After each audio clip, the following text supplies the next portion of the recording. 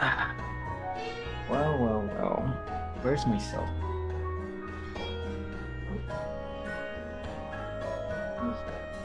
This thing too.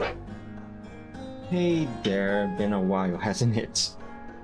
Finally, some time to read the new event on GFL2, Zucchero Café. And see what's going on with GR36 over here. Or should I say Centauri C? Let me just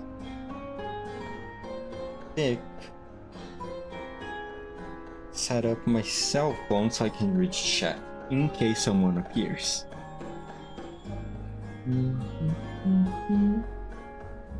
Overall, the reception from the chapter that I have seen on Twitter has been fairly positive so far.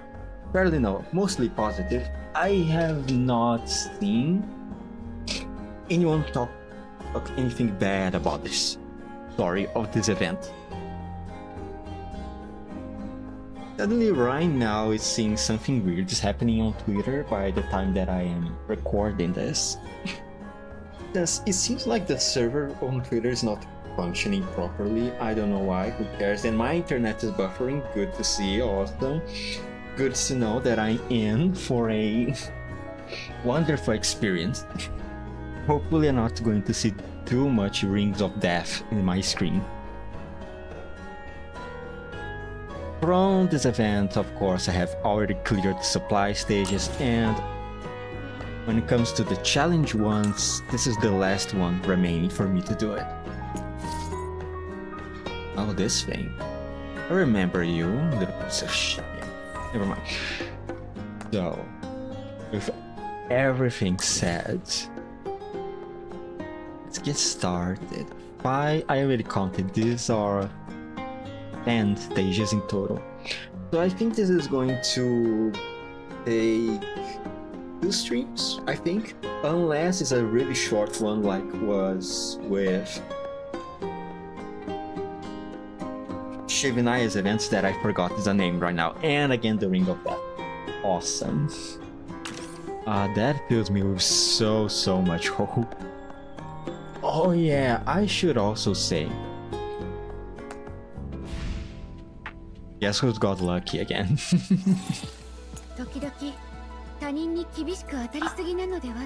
Such wonderful luck having with GFL2 so far.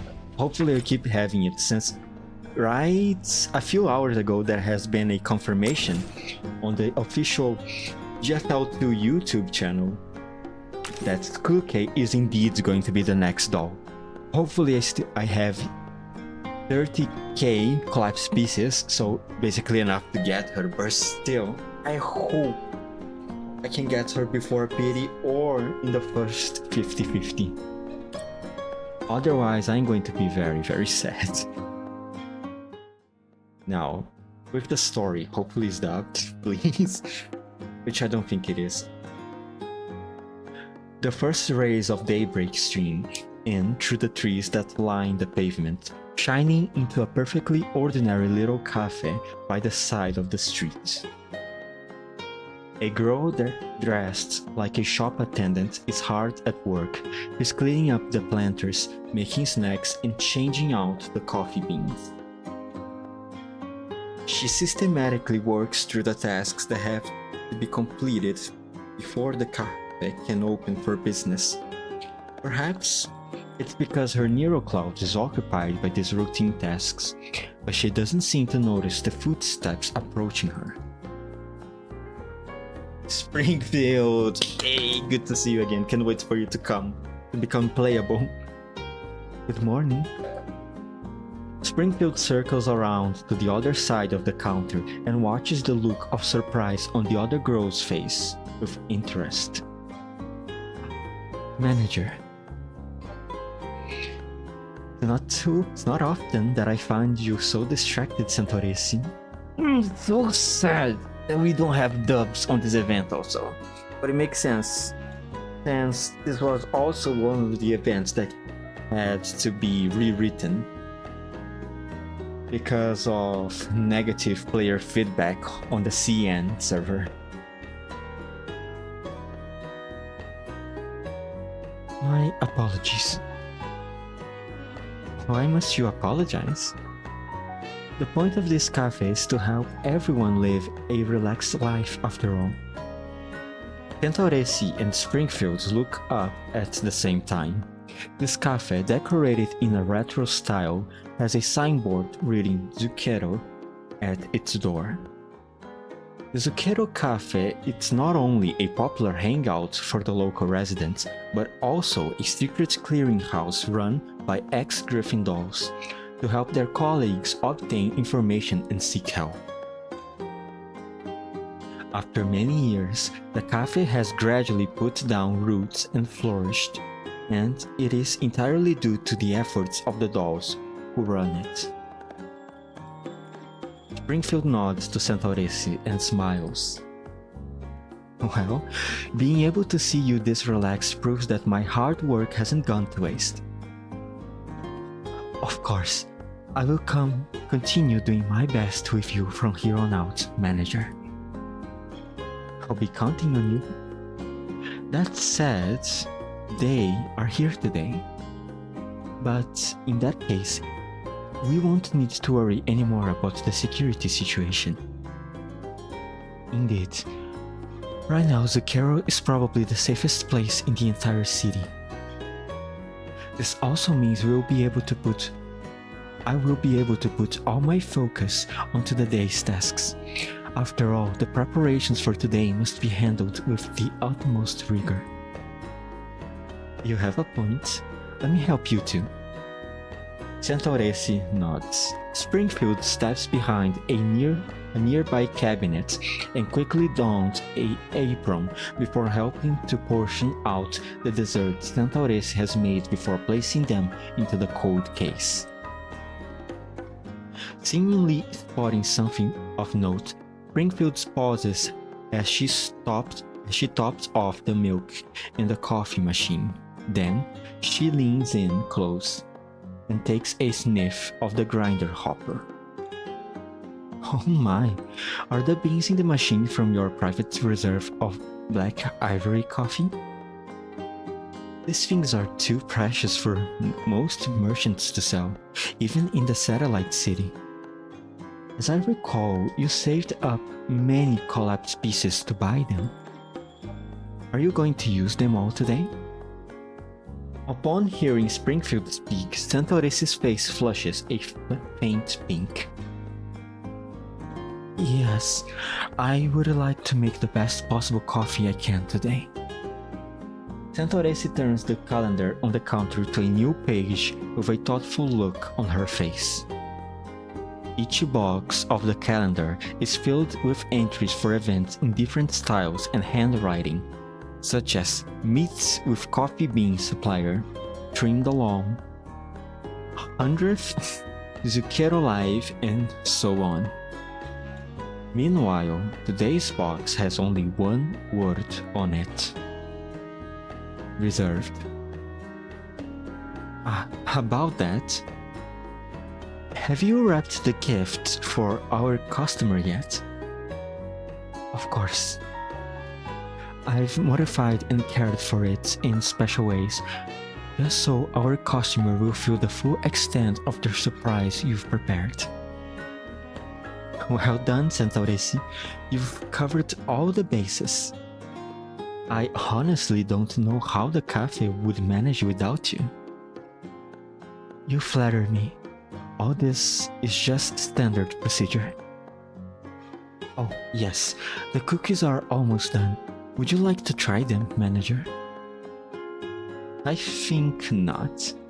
I have some other work I need to wrap up. The rest is up to you. I'll take care of it for you. Santoresi doesn't say anything else, turning aside to let Springfield through, as though they've rehearsed this movement countless times before. Springfield opens the door to the kitchen and pushes the cake flour on the shelf to one side before moving the syrup on the topmost shelf into another cabinet. After tidying the place up, she moves the cabinets aside, revealing a patch of wall whose colors are brighter on account of not being exposed to the sun as much as its surroundings. Finally, she knocks twice on the wall.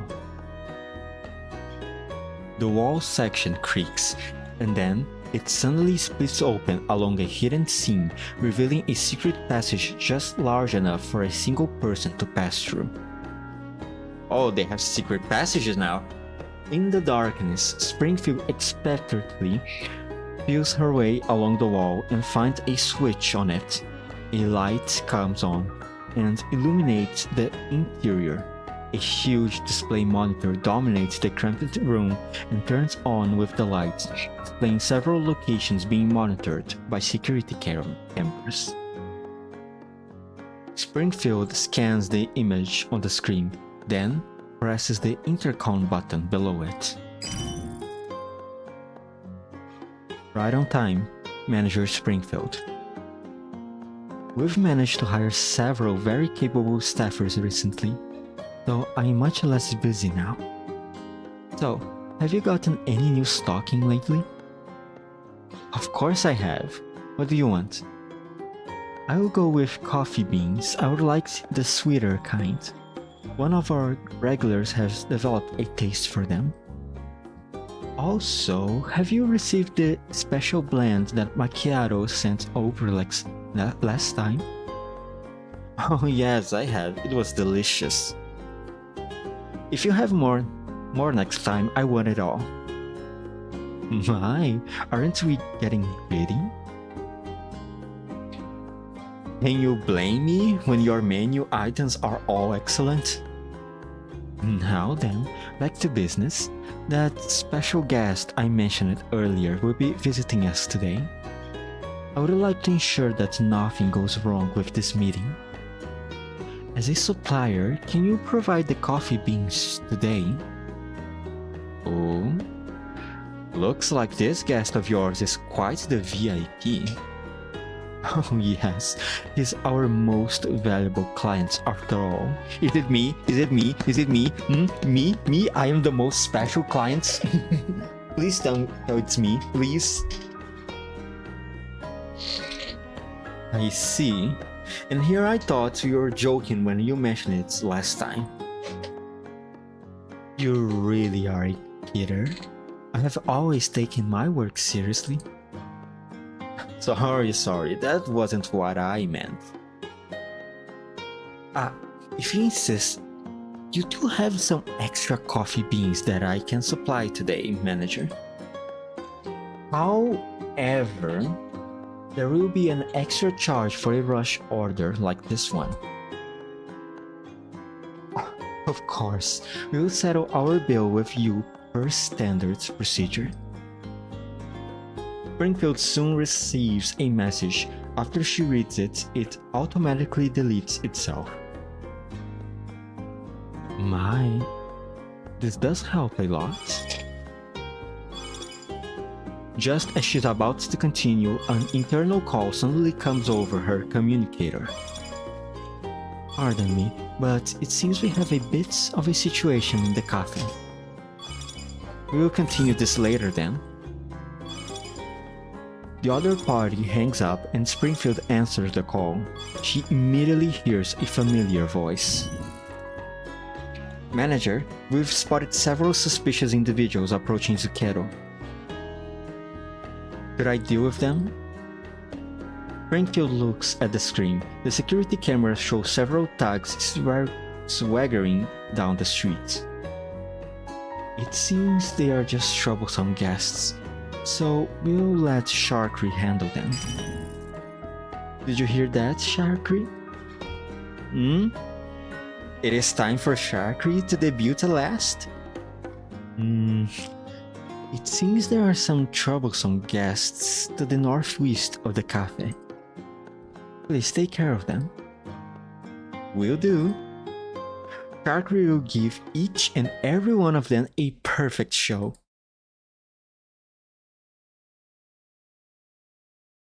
On a building roughly 1 kilometer away from the Zucchero Café, Macchiato is lying prone behind a set of guardrails on a balcony concealed by a camouflage cape.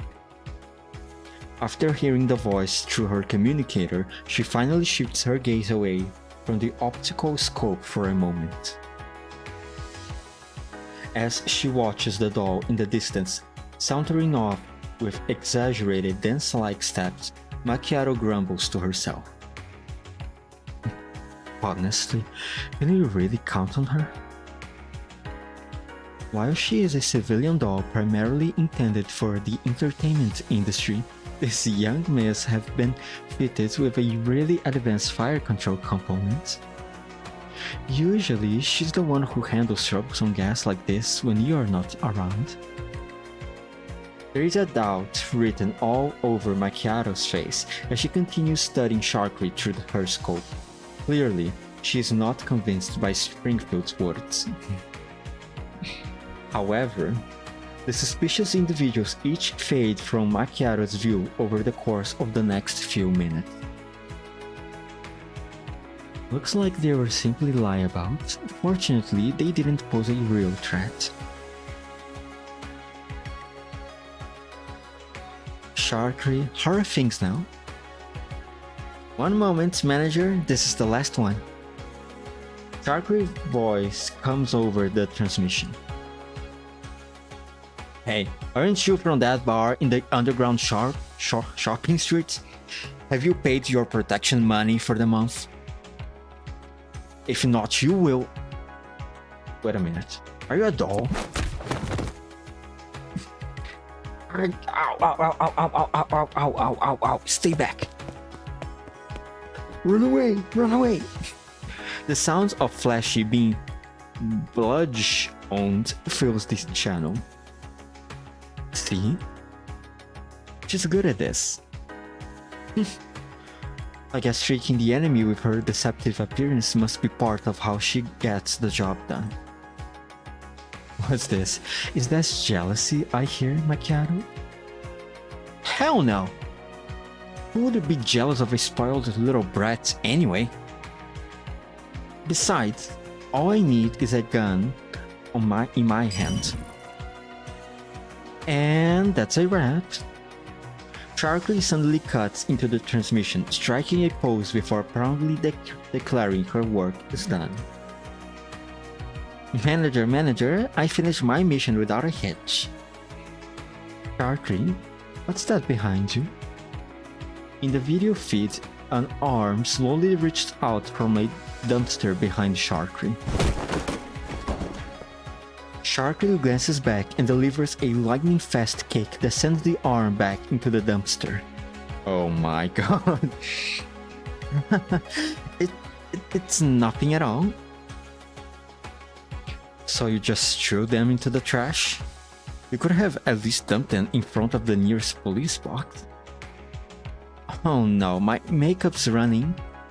I need to go touch myself up. You have the stage now, Miss Macchiato. Aw. Hey, wait. Can't believe it. She went and spouted a bunch of crap and then walked off just like that.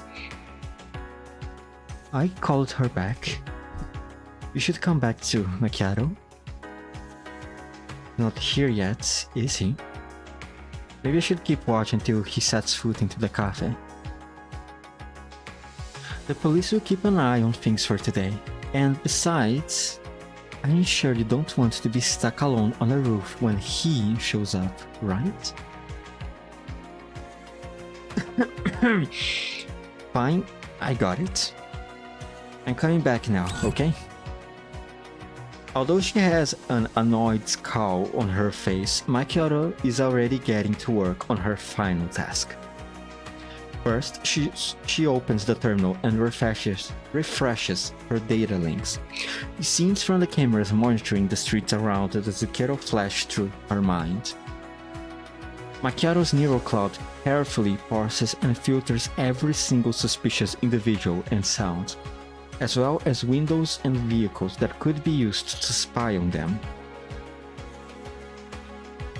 The 14th check reveals no suspicious conditions. The surrounding streets are safe. Having reached that conclusion, Macchiato stands up and looks down from the highest ground in the city. As a professional sniper, she knows the layout of this place like the back of her hand. While this is a satellite city in the green zone, you can have a bullet in the opposition skull within half a second of any threat exposing themselves. Should the situation call for it. Considering what kind of situation this day is, she does not want any unexpected interruptions. Oh, I think she's going to have plenty of interruptions coming. After verifying the situation, Macchiato disconnects the data cable that's plunged into a floor port before returning her exquisite rifle into its violin case and leaping off the side of the building. 20 minutes later, after Zucchero's door chime rings for the last time today, the 4 members of the Café staff are finally gathered inside the Café. Thank you, Miss Macchiato. Your coffee is ready. Okay, thanks. Macchiato accepts the cup and gets a whiff. The rich scent of roasted caramel wafts into her nose. She takes a sip, and her tense nerves promptly relax. The bitterness is just right, and the foam feels really dense. In any case, at least you didn't try to mess with me and treat me like a kid. You know, you can just praise Centaurus directly if you really want to. Are you expressing praise just now, Miss Macchiato? You see, the person in question had no idea we were doing it at all. What a pain. I will be more careful next time. You're really good at catering to everyone's taste, Centauresi. This hot cocoa tastes super yummy too. As I thought, rather than icky bitter coffee, sweet cocoa really does suit this super cute sharkery best. Kids really are easy to fool. Are you praising Miss Sharkery for being cute? What? Of course not. Looks like, apart from lessons on Café work, Centaurisi will also need to study up on speaking Macchiato's language too. I'll do my best. Why are you acting so serious about this anyway? Aw, look, Miss Macchiato's ears are red again. Perhaps she's trying to change the subject, or perhaps she really is bothered by something. But Macchiato turns to look outside the window as she annoyingly drums her fingers on the table. Speaking of which, isn't our guest here yet? The dolls all look outside. Crowds of people mill back and forth on the street, but the person they are hoping to see hasn't shown up yet. The cookies will get cold if he doesn't arrive soon. Talking about cookies, I have some delicious cookies on my kitchen there. I can't wait to finish this stream today and go back to eat each of them. They are really addicting. Time ticks by, and as the sun rises, the anticipation in the girls' hearts soon becomes worry. Did something happen to him on his way here? They don't want to speculate on the reasons for it. However, their guest has always been a very punctual person. Really? Me? Punctual? The cafe telephone rings in the silence. Springfield heads over to the counter and picks it up immediately, as though she's been waiting for it all this time. As she raises it to her ear, she mimes a shushing gesture to the other members of the cafe. Hello, this is the Zucchero Café. Would you like a reservation or a home delivery order? Oh, is this a password system you arranged for with him?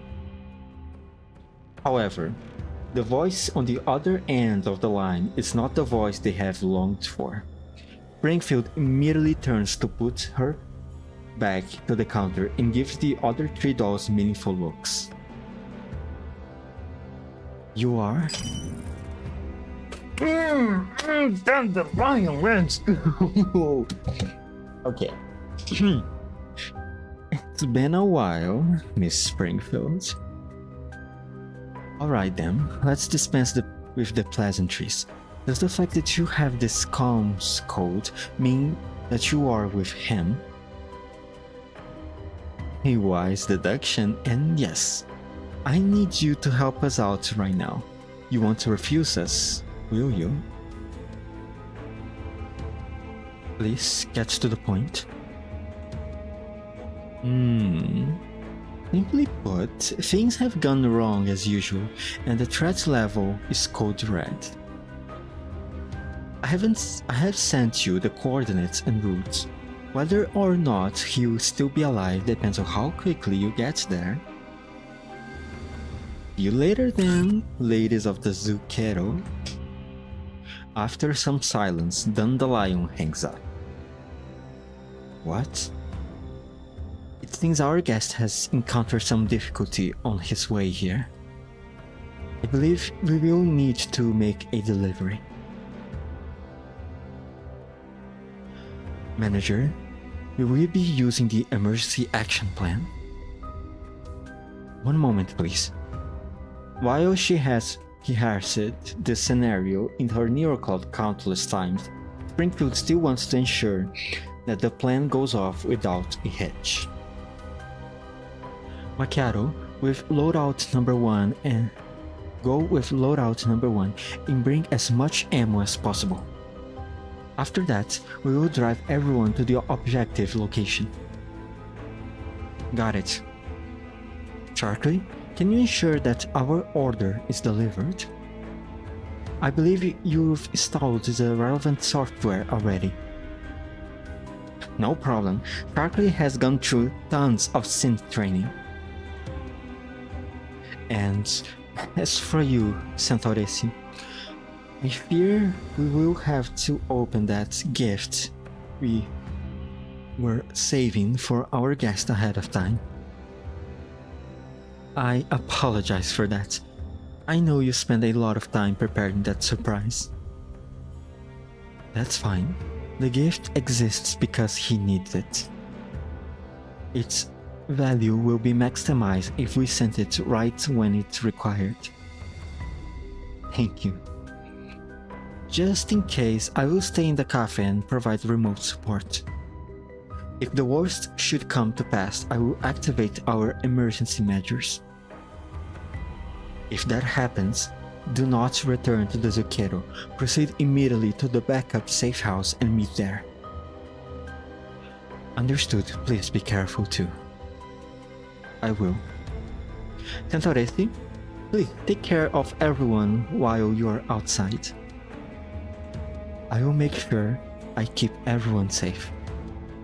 So in return, please wait at home for our return. The Venetian blinds slowly closed, hedging the sunlight outside the cafe, and the sound of the cafe door closing is drowned out by the clack, clack, clack of rounds being chambered. A place which provides delicious food in times of leisure, and one which protects that which is important in times of danger. That is what the Zucchero is. Oh, points! Okay, so I'm guessing this is the timeline right now is that this takes place right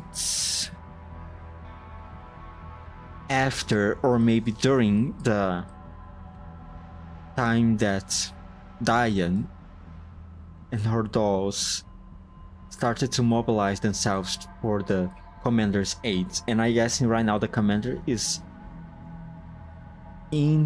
into deep of the Paradeus, or maybe the Neo Paradeus base or Paradeus wannabe base.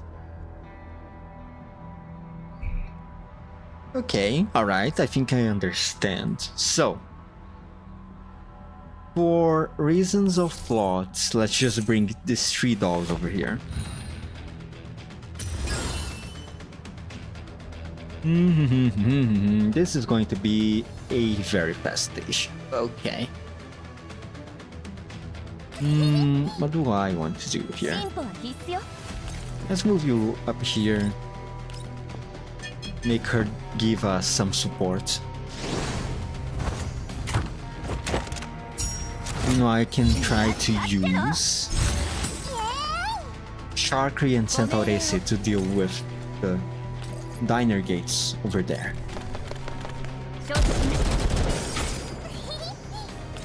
Hopefully this will be the fastest way to clear the stage. And now I just noticed that humanoid enemy up there. That's new. I don't remember seeing you there. Elite Blaster, huh?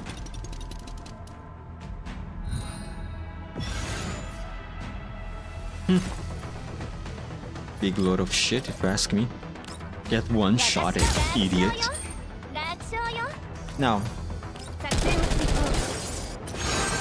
Easy. Ouch.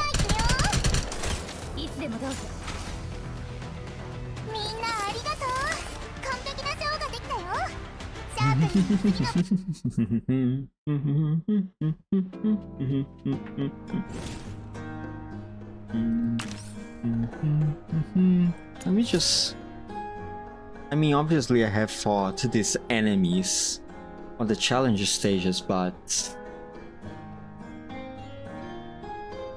I have not paid much attention to them because of their level being so low, so I kinda just destroy them, so to speak. An Omen Warrior, whatever that means, with great mobility and firepower.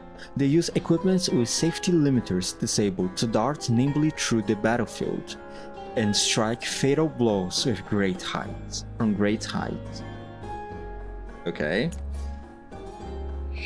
Attacking enemies not protected by cover. Oh. Wait. Attack the enemy unit with the lowest stability and deal physical damage equal to 120% of attack to it. If that unit's stability is 0, instead deal physical damage equal to 180% of attack. Fuck you. Unit's movement type is flying and is thus unaffected by tile effects. Reduce damage received by 3% for each point of stability. After receiving an active attack, moves 6 tiles in the opposite direction of the attacker. Oh, I see. Okay, a little nimbly bitch, huh? And slightly tanky. Low attitude. Low cover protection. Unable to benefit. Okay, some drawbacks. What about you? Mechanist Omen. They maintain all weapons and equipment used by the Omen forces. However, they are more than mere logistics personnel. They are also warriors skilled at controlling mecha hounds. Mecha hounds, so they summon stuff? Yeah, they do. Summons 1 mecha hound near yourself. Attacks 1 enemy target within 5 tiles and deals physical damage equal to 120% of attack to them. If the target is inflicted with the mark of the hunt, and the enemy turn begins, if your target has 3 stacks of mark of the hunt, the mechanist's target attack range is increased to the entire map. If there is no such target, the mechanist's range is restored to the original 5 tiles. Okay. Deal additional fixed damage equal to 60% of the target's current HP, as well as 4 points of stability damage. Okay, so I guess this thing summons this. Just now I read Good Boy is the name of the skill. Okay, so this thing summons some hounds, and I imagine the hounds are the one that marks the enemy.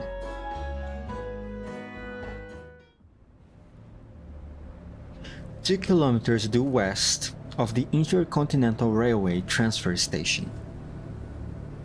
Black-colored IFVs drive out of the mist, the autocannons in their turrets sweeping left and right, searching for enemies. There is a large pit in front of these IFVs.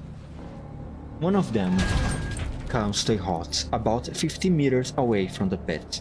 After ensuring the situation is safe, its rear hatch slams to the ground. Black armored troopers cautiously dismount, turning on the powerful flashlights mounted in their weapons and illuminating the vast, seemingly bottomless pits before them. Oh, are these the Omen soldiers?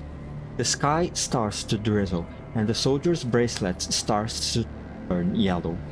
However, the troopers ignore the rising particle density. After the squad disperses and take formation, a red-haired woman emerges from the vehicle. She walks past the troopers and up to the pit.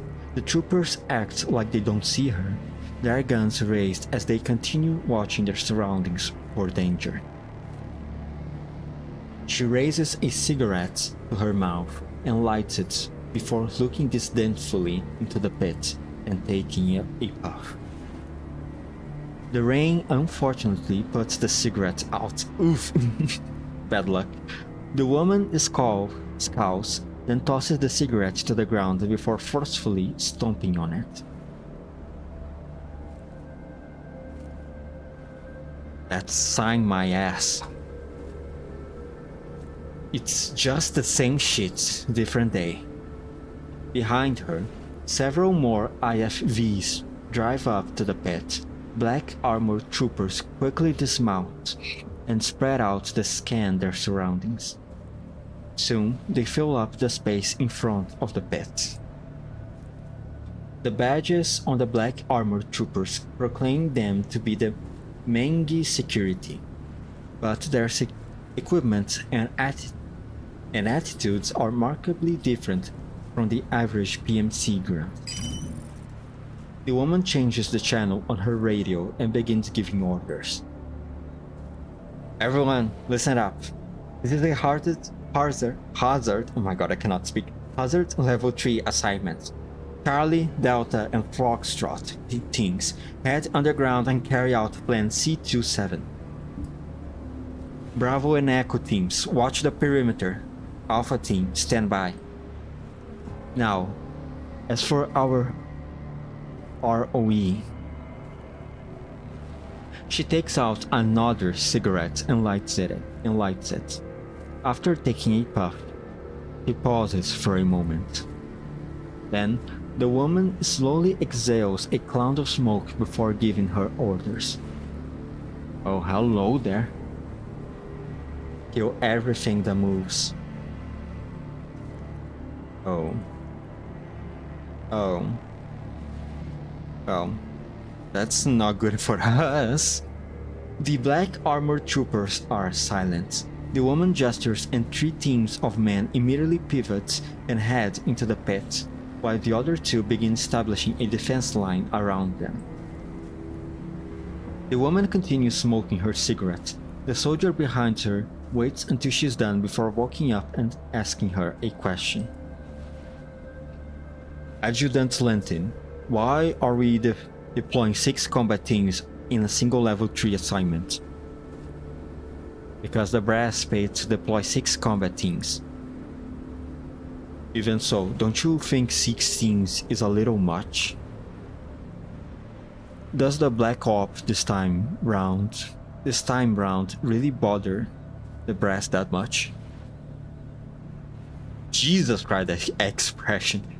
Just a look. Lentin points at the terminal in her hand, which shows the view from a trooper helmet camera system.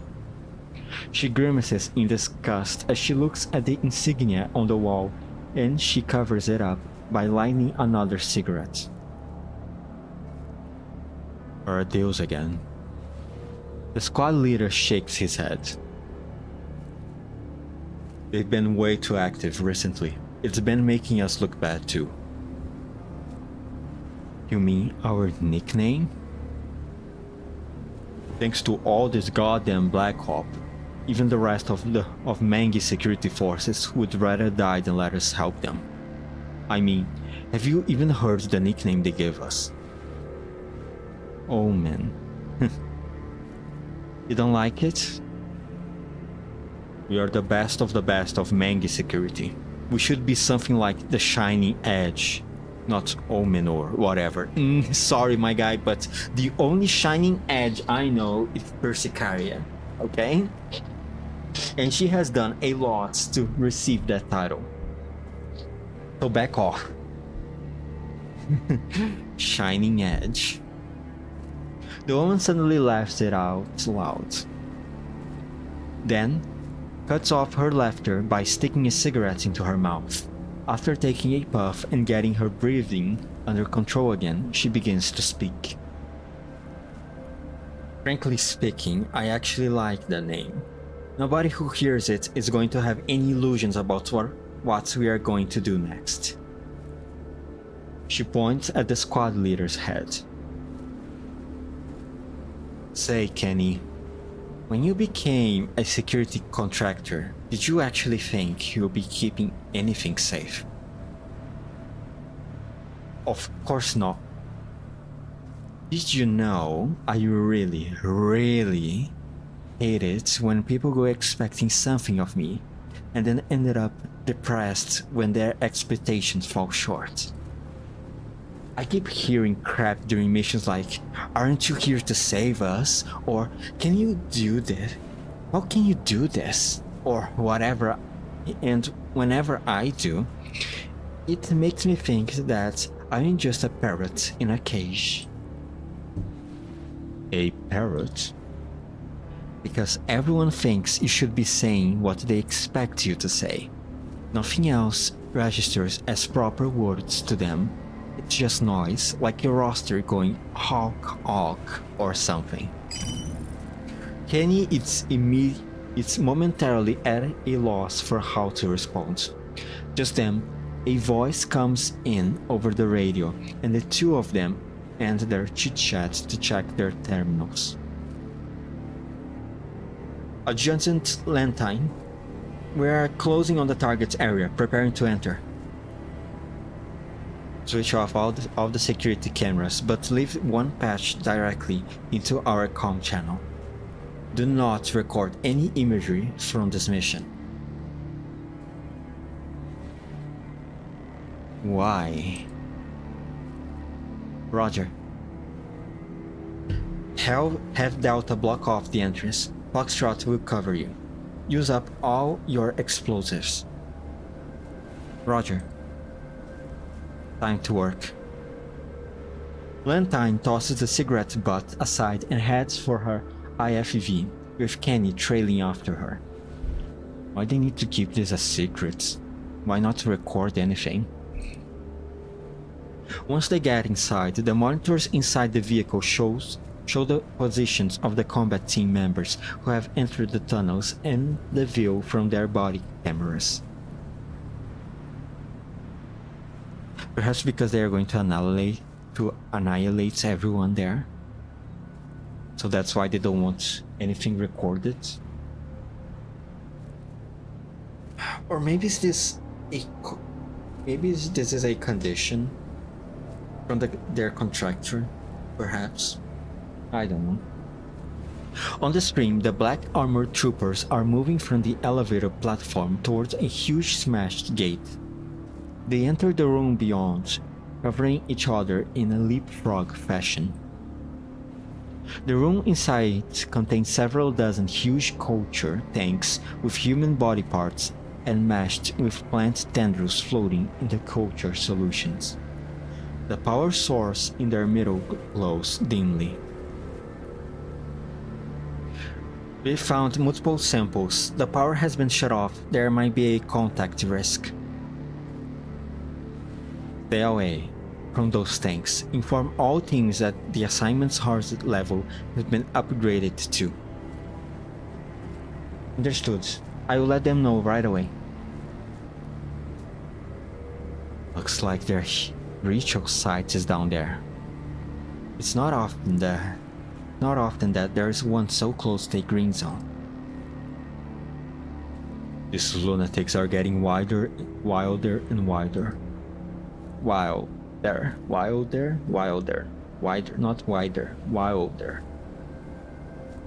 Don't let your ethics cloud your judgment.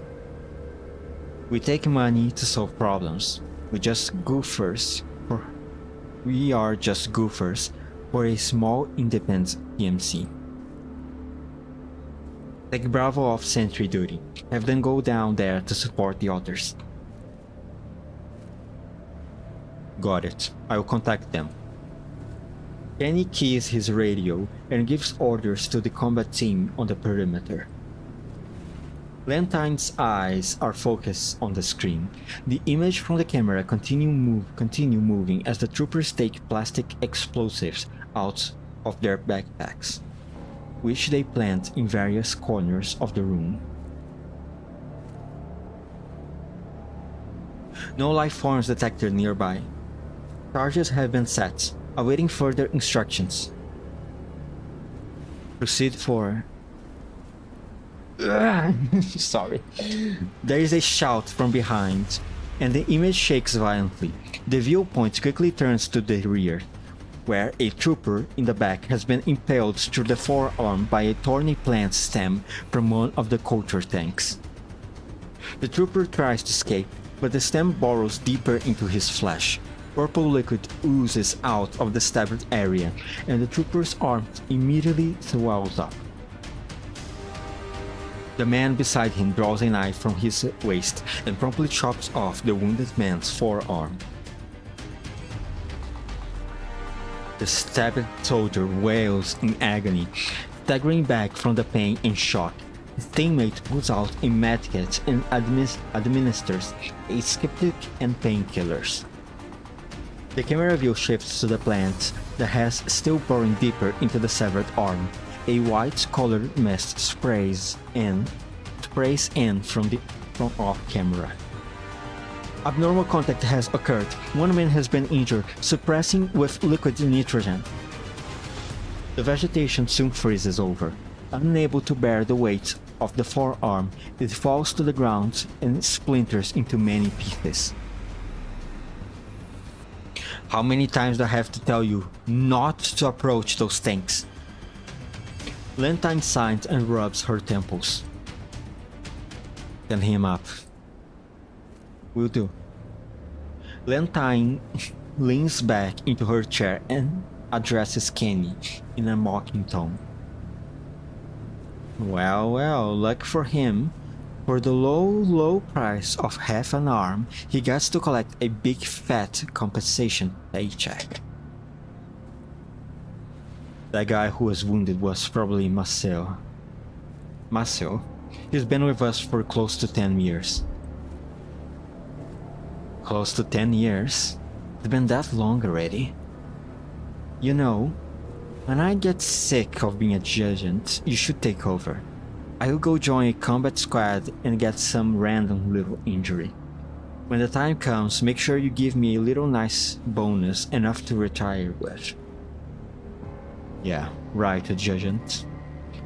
Who else would be kind enough to share their compensation with someone else? You mean you wouldn't share yours with me?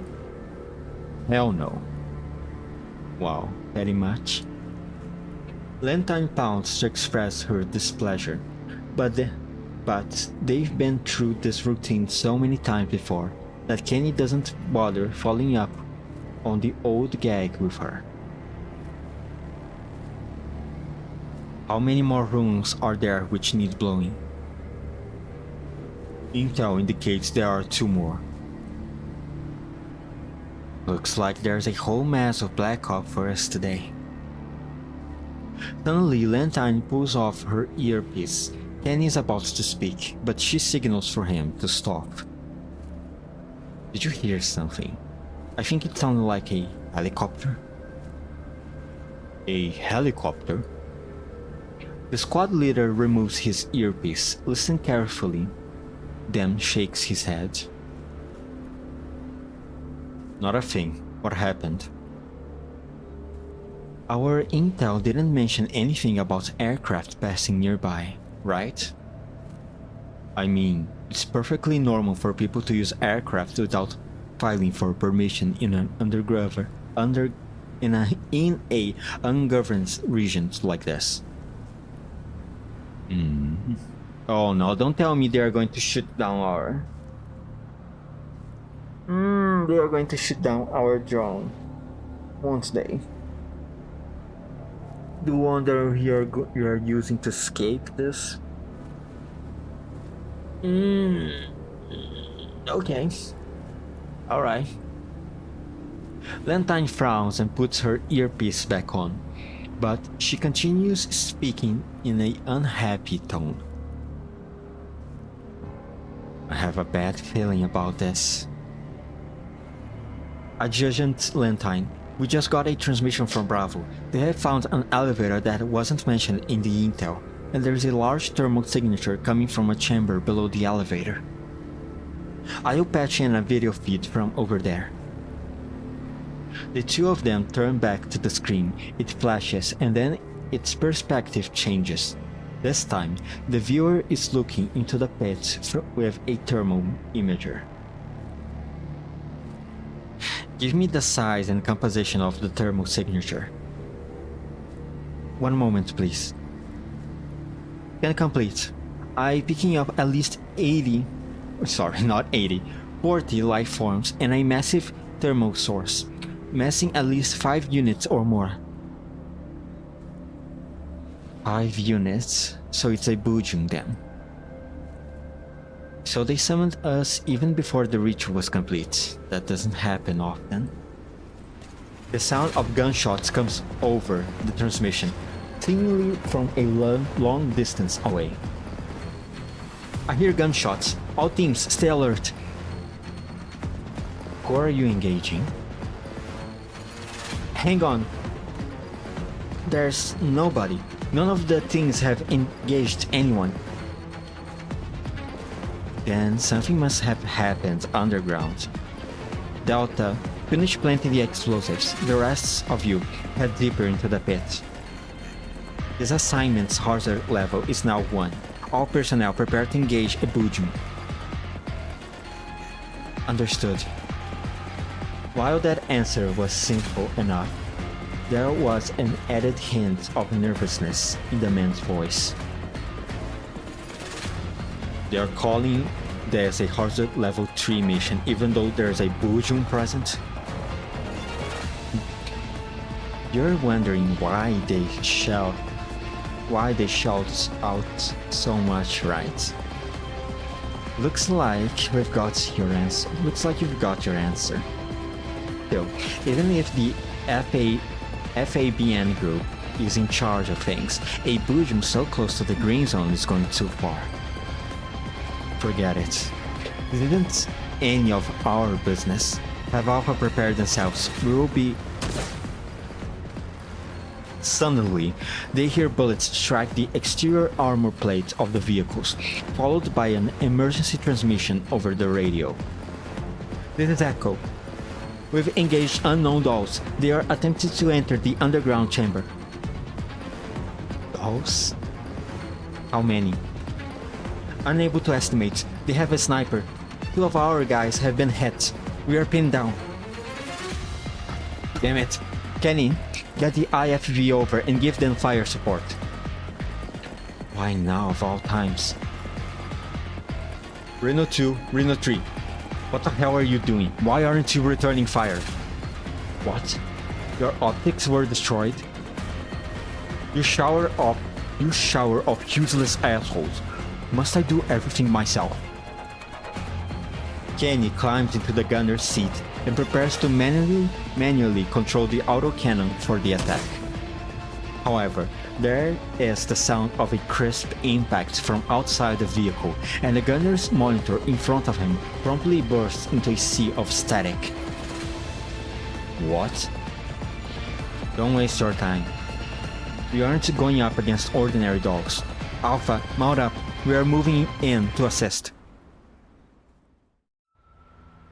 I'm so sorry, guys. I really am, but please do not shoot us. I am approaching the coordinates Miss Dandelion sent us. I see more IFVs here. They might end up being a big threat to us.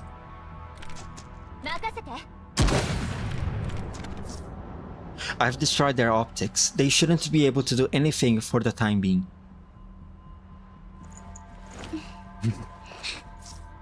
Got it. Ready to break in? Yeah. Give me 30 seconds and I will be at your position ASAP. Sharkry, stay inside and keep the engines running. Prepare to head out at any time. Huh? So I want to get a chance to shine? Not unless you want some 25mm ventilation in your frame. Ah. Okay then, but don't take your time. Okay, since Shark is out of the commission... Now. Oil barrels, the mechanists that I have read about before. And the flying guy. Okay, both of them are elite units. And luckily it's just the two of them. Should be easy. Oh, there he goes. The little box thingy. Now, I think I can do this.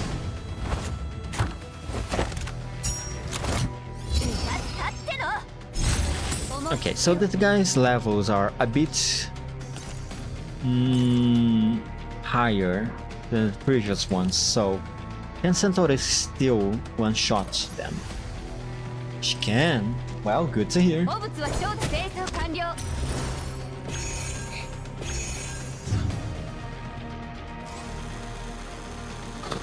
Look at its legs go.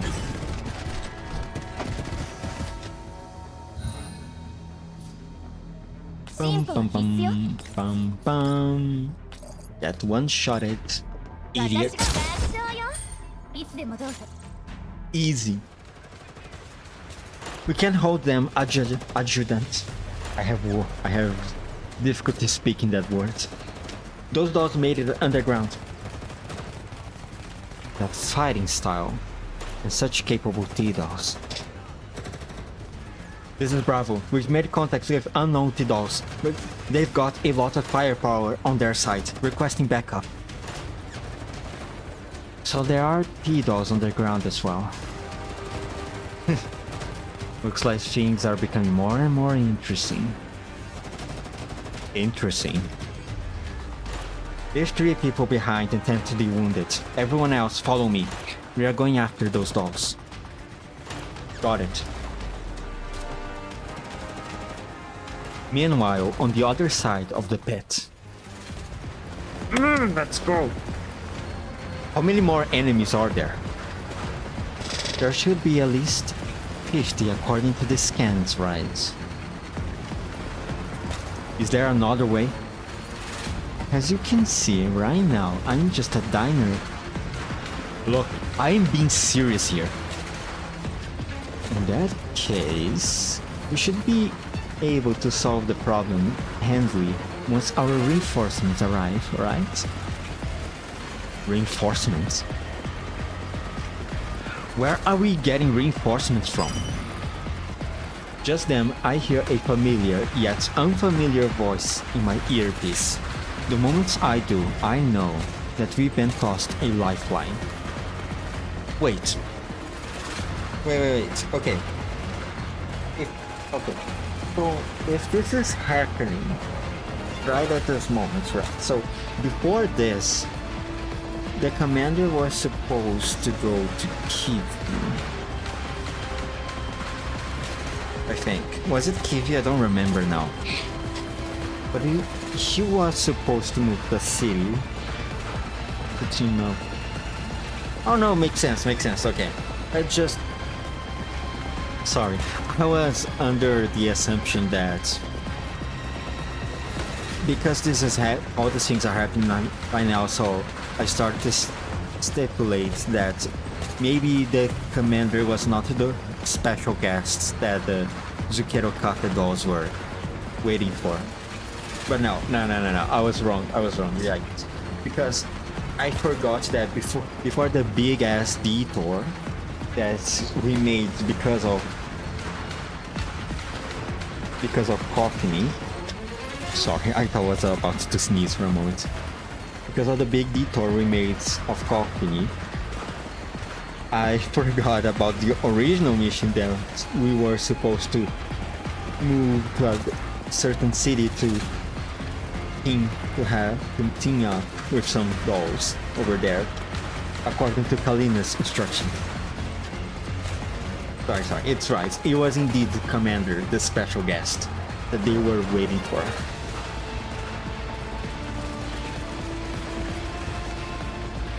Master, do you read me? Loud and clear. We received Miss Dandelion distress signal and are now approaching our location. Macchiato's come too. Wait for us, Commander. Don't you dare die down there. Looks like my number's not up just yet. Dandelion, give me Centaur's location. Already sent. The enemy's weight of fire is massive. The sooner we are out of here, the better, considering we don't know if more enemy reinforcements will show up. I quickly glanced through the signal icons on my terminal. Centauresi and the others are approaching fast. From their position, I can count on them to help me pincer the enemy. However, we'll need to take Elena back from the dungeons first. I look around. Diane is hitting the enemy with everything she's got. Coffee and the Elena she's protecting are looking at me with frightened eyes. We don't have much room for error, but I am certain that even after all this time, the dolls can still work well together. There is no time to hesitate. I quickly decide on my next move and give my orders. Diane. Commander? I need suppressive fire from you and Jungyu in that direction to draw their attention. Our reinforcements will flank them from behind and we will break out through their location. Yes. Dandelion, help compute the ideal attack route for Diane and Centauresi and send it out to them. Already done and sent. Centauresi, give me a C-trap once you get in position, then wait for my go. Yes, Master. ETA is 1 minute. Diane, keep laying down fire. When I give the word, we will make a break for a more open area and draw the enemy's attention. Jungyu, can you and your big sis put on a good show to distract them? No problem. Just leave it to me. That's all I need to hear. And who might this be? Her name is Zhaohui. Zhaohui? Zhaohui. He's a new friend of ours. Got it. How about this? You look pretty agile, so can you help bring Elena back to us? I will have Dandelion disable Elena's defense systems. That's Diane and Jungyu's commander for you. Already giving orders without hesitation, even though this is the first time we've met. Oh, Zhaohui, you're in for a ride right now. I'm very sorry, but there's no escape for you anymore. Hey, if you can't handle it, I can do it instead. Of course I can. Should I head it out now? I'm glad you're willing to help out. Wait for my signal. I look up at Elena, who's still floating in the air.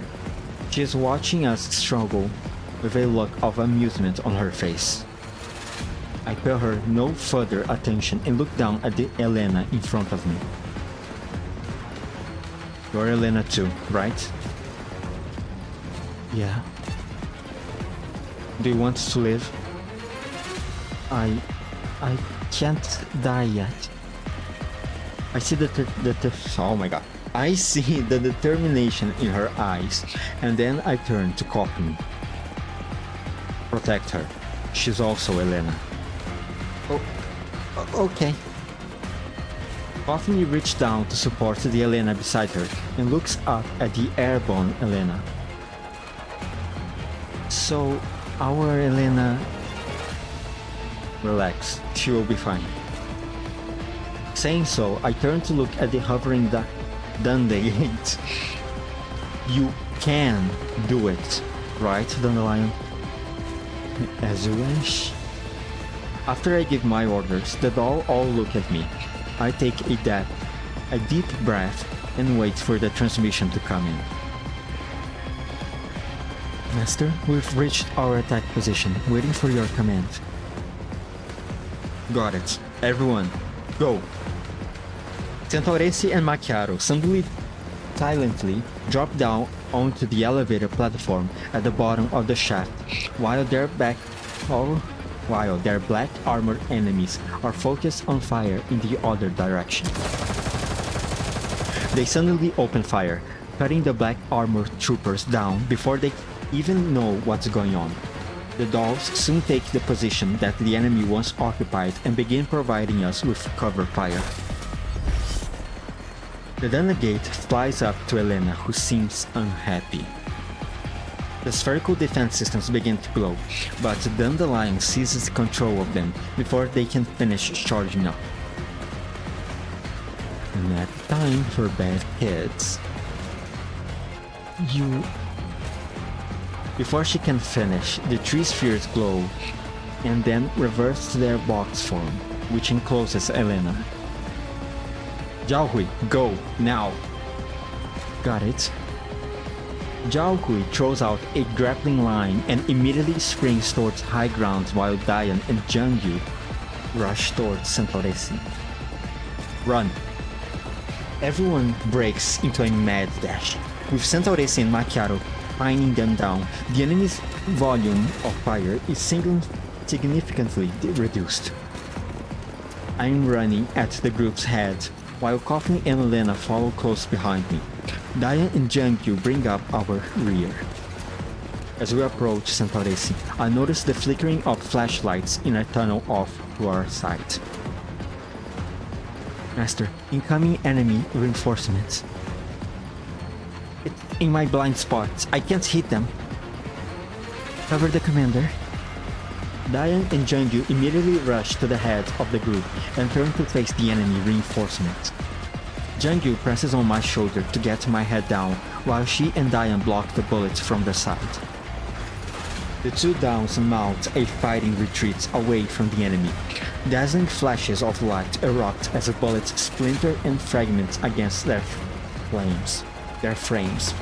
But they grit their teeth and continue returning fire. Looking up, I see that Jiaohui is taking the Elena box out of the air, and she is using her grappling line to rake the enemy with fire, one-handed as she swings through the air, briefly throwing them back. Go, now!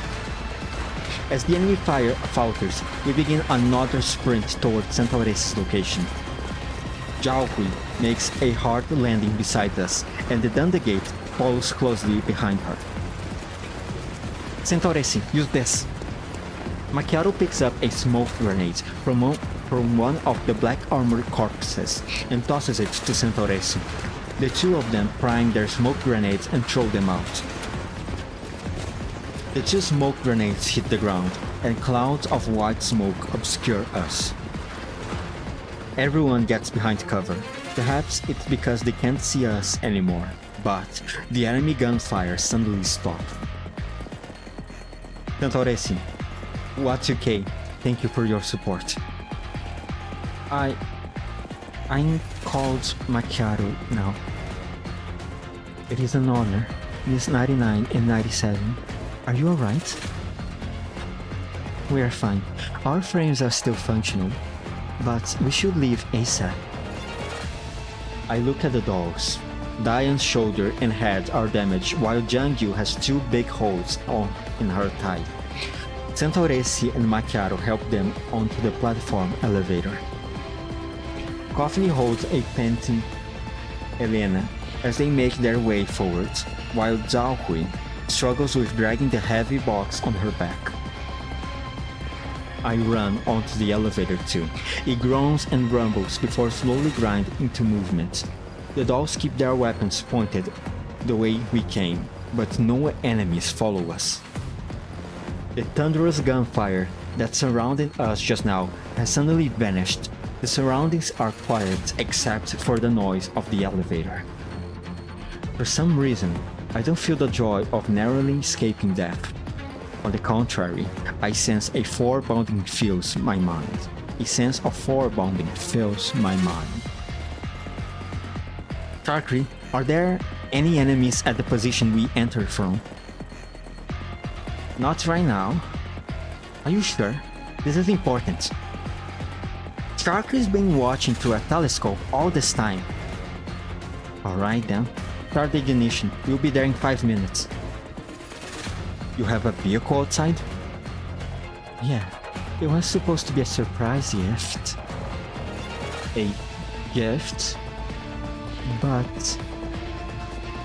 Macchiato, bad news. I've seen tons of IFVs headed towards your location. How many? 1, 2, 3, 4, 5 of them. Isn't that all the IFVs we saw just now? What should Sharkry do? Prepare to engage. Commander, there are IFVs trying to intercept us.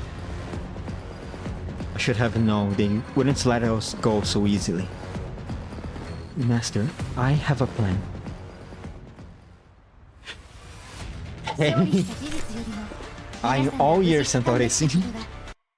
At the current situation, any suggestion is welcome.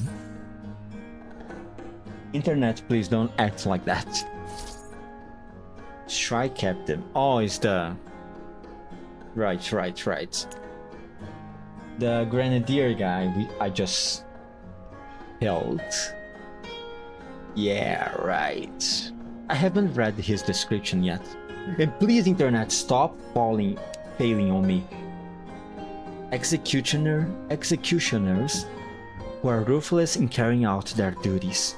Whether they are humans, elites, dolls, Bujums, friends, or foes, anything that stands in the way of the omens will be reduced to dust. Wow. It's a pretty impressive description for someone who's about to get one-shotted.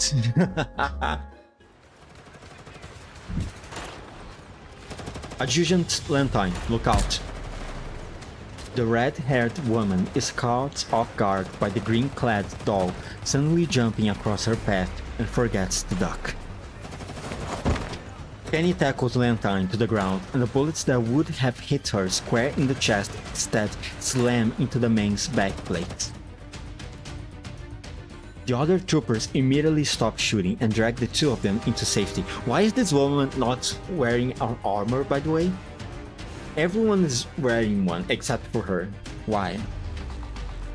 Well, maybe she thought it wouldn't be necessary.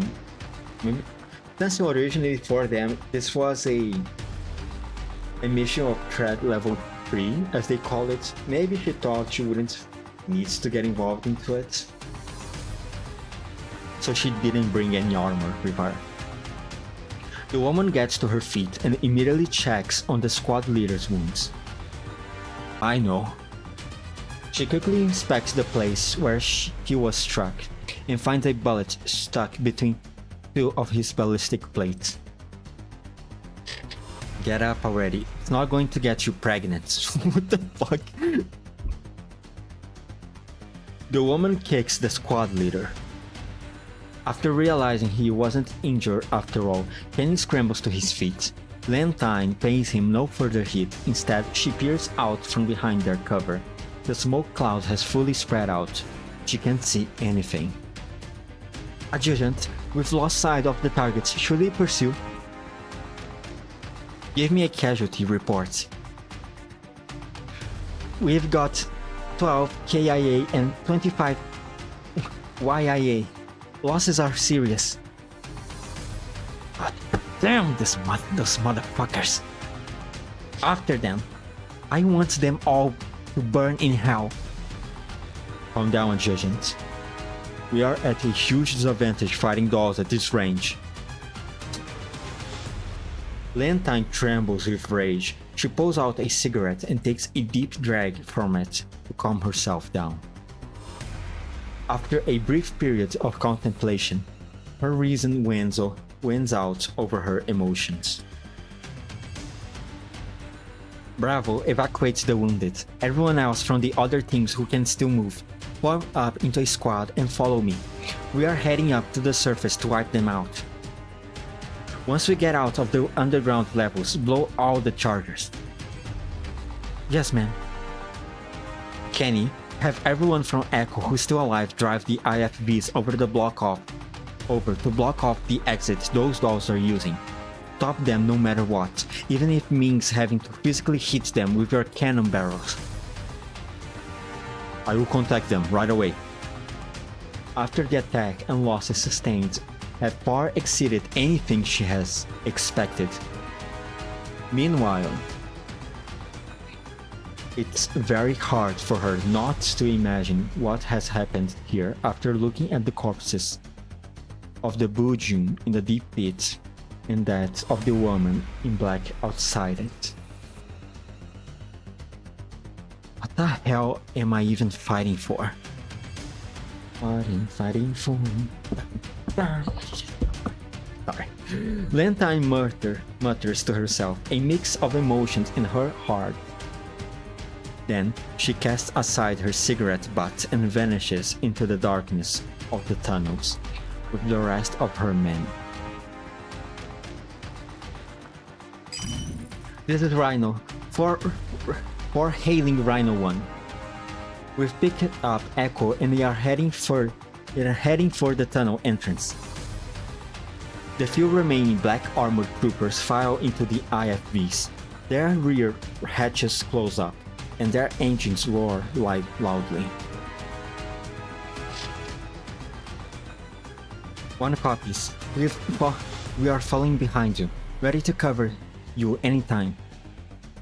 The two IFVs stop at the entrance of the tunnel. It is wide enough that they can drive into it side by side. My god, I'm so tired. I have trouble reading stuff. I am just stuttering a lot. The remaining three IFVs are parked outside the entrance, flanking it with their autocannons pointing into the opening. All their targeting optics are riddled with bullet holes, forcing the crew to pop their hatches and physically view their surroundings. The vehicle's headlights turn on. One of the vehicle commanders signals an advance, and the two lead IFVs drive into the tunnel. Rhino 4, let the infantry scout the surroundings. Don't let yourselves get flanked and ambushed. 4 copies. They are on high alert. The black armored men emerge from the vehicle, guns held at the ready as they eye the areas around them. This is Lantine. The enemy is taking the elevator up. Head to the top elevator landing and intercept them. Smash them to bits. 4 copies. Adjutant, you hear her. Pick up the pace. Copy. Accelerating now. The IFV picks up speed, crushing crates and corpses underfoot. The black armored troopers notice that the crushed corpses have Mangi security written on their gear, but their rapid movement soon carries them out of sight. Stopping at the end of the tunnel, the IFV's headlights cast a clear glow ahead. while the elevator platform noisily makes its way up the shaft. The spinning yellow light and alarm klaxons are a constant reminder of the IFV's crew and complement that the elevator is about to arrive. The elevator platform is stacked high with various crates.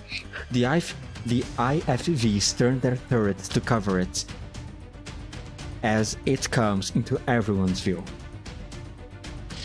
Open fire! Open fire! Roger, commencing attack. While they can't see the enemy's positions, the IFV's gunners pull the triggers on their hand stations without hesitation. The IFV's autocannons and coaxial machine guns open up in unison, the tremendous power of their large caliber rounds shredding the boxes and craters on the platform to pieces. The autocannon rounds even pierce the platform itself and turn its center into Swiss cheese.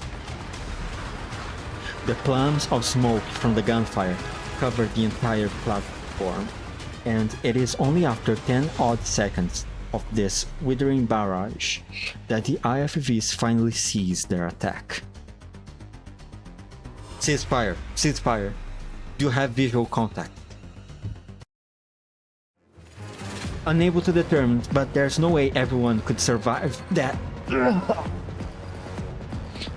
A sharp blade slashes through the neck of the speaking trooper. He stares incredulously at the maid-attired doll who has appeared behind him. Blood spurts from his severed carotid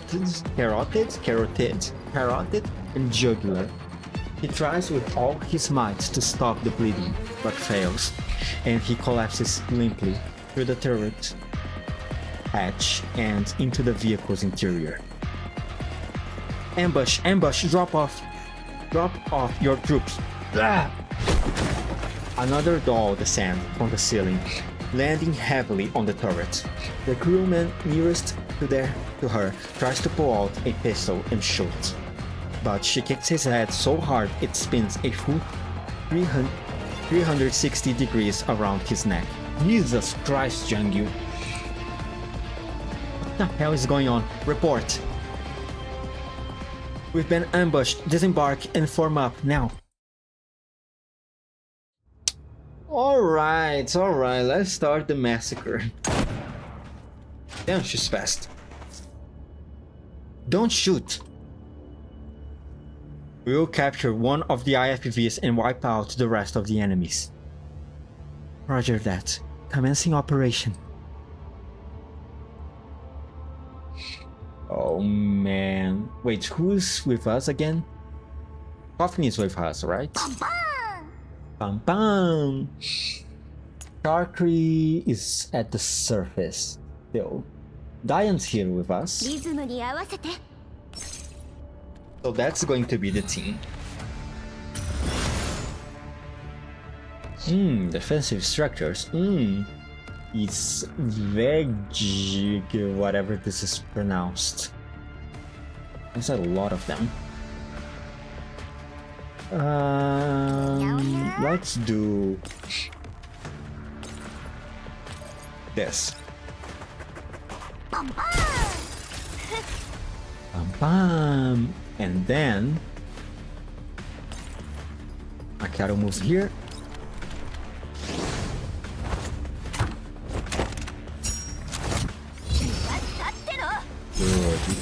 Good. Very good. Santoresi. Look at this thing.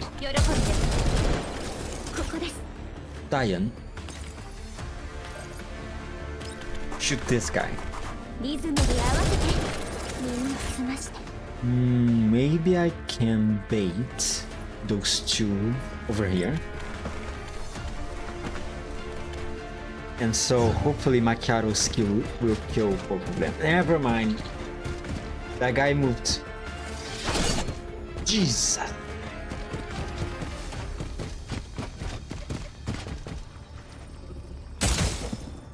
Oh. Okay. Alright. I have made a mistake. This guy is not the one that keeps sending bombs. Or at least the one who holds a grenadier. A grenade launcher. Instead, he's a weeaboo.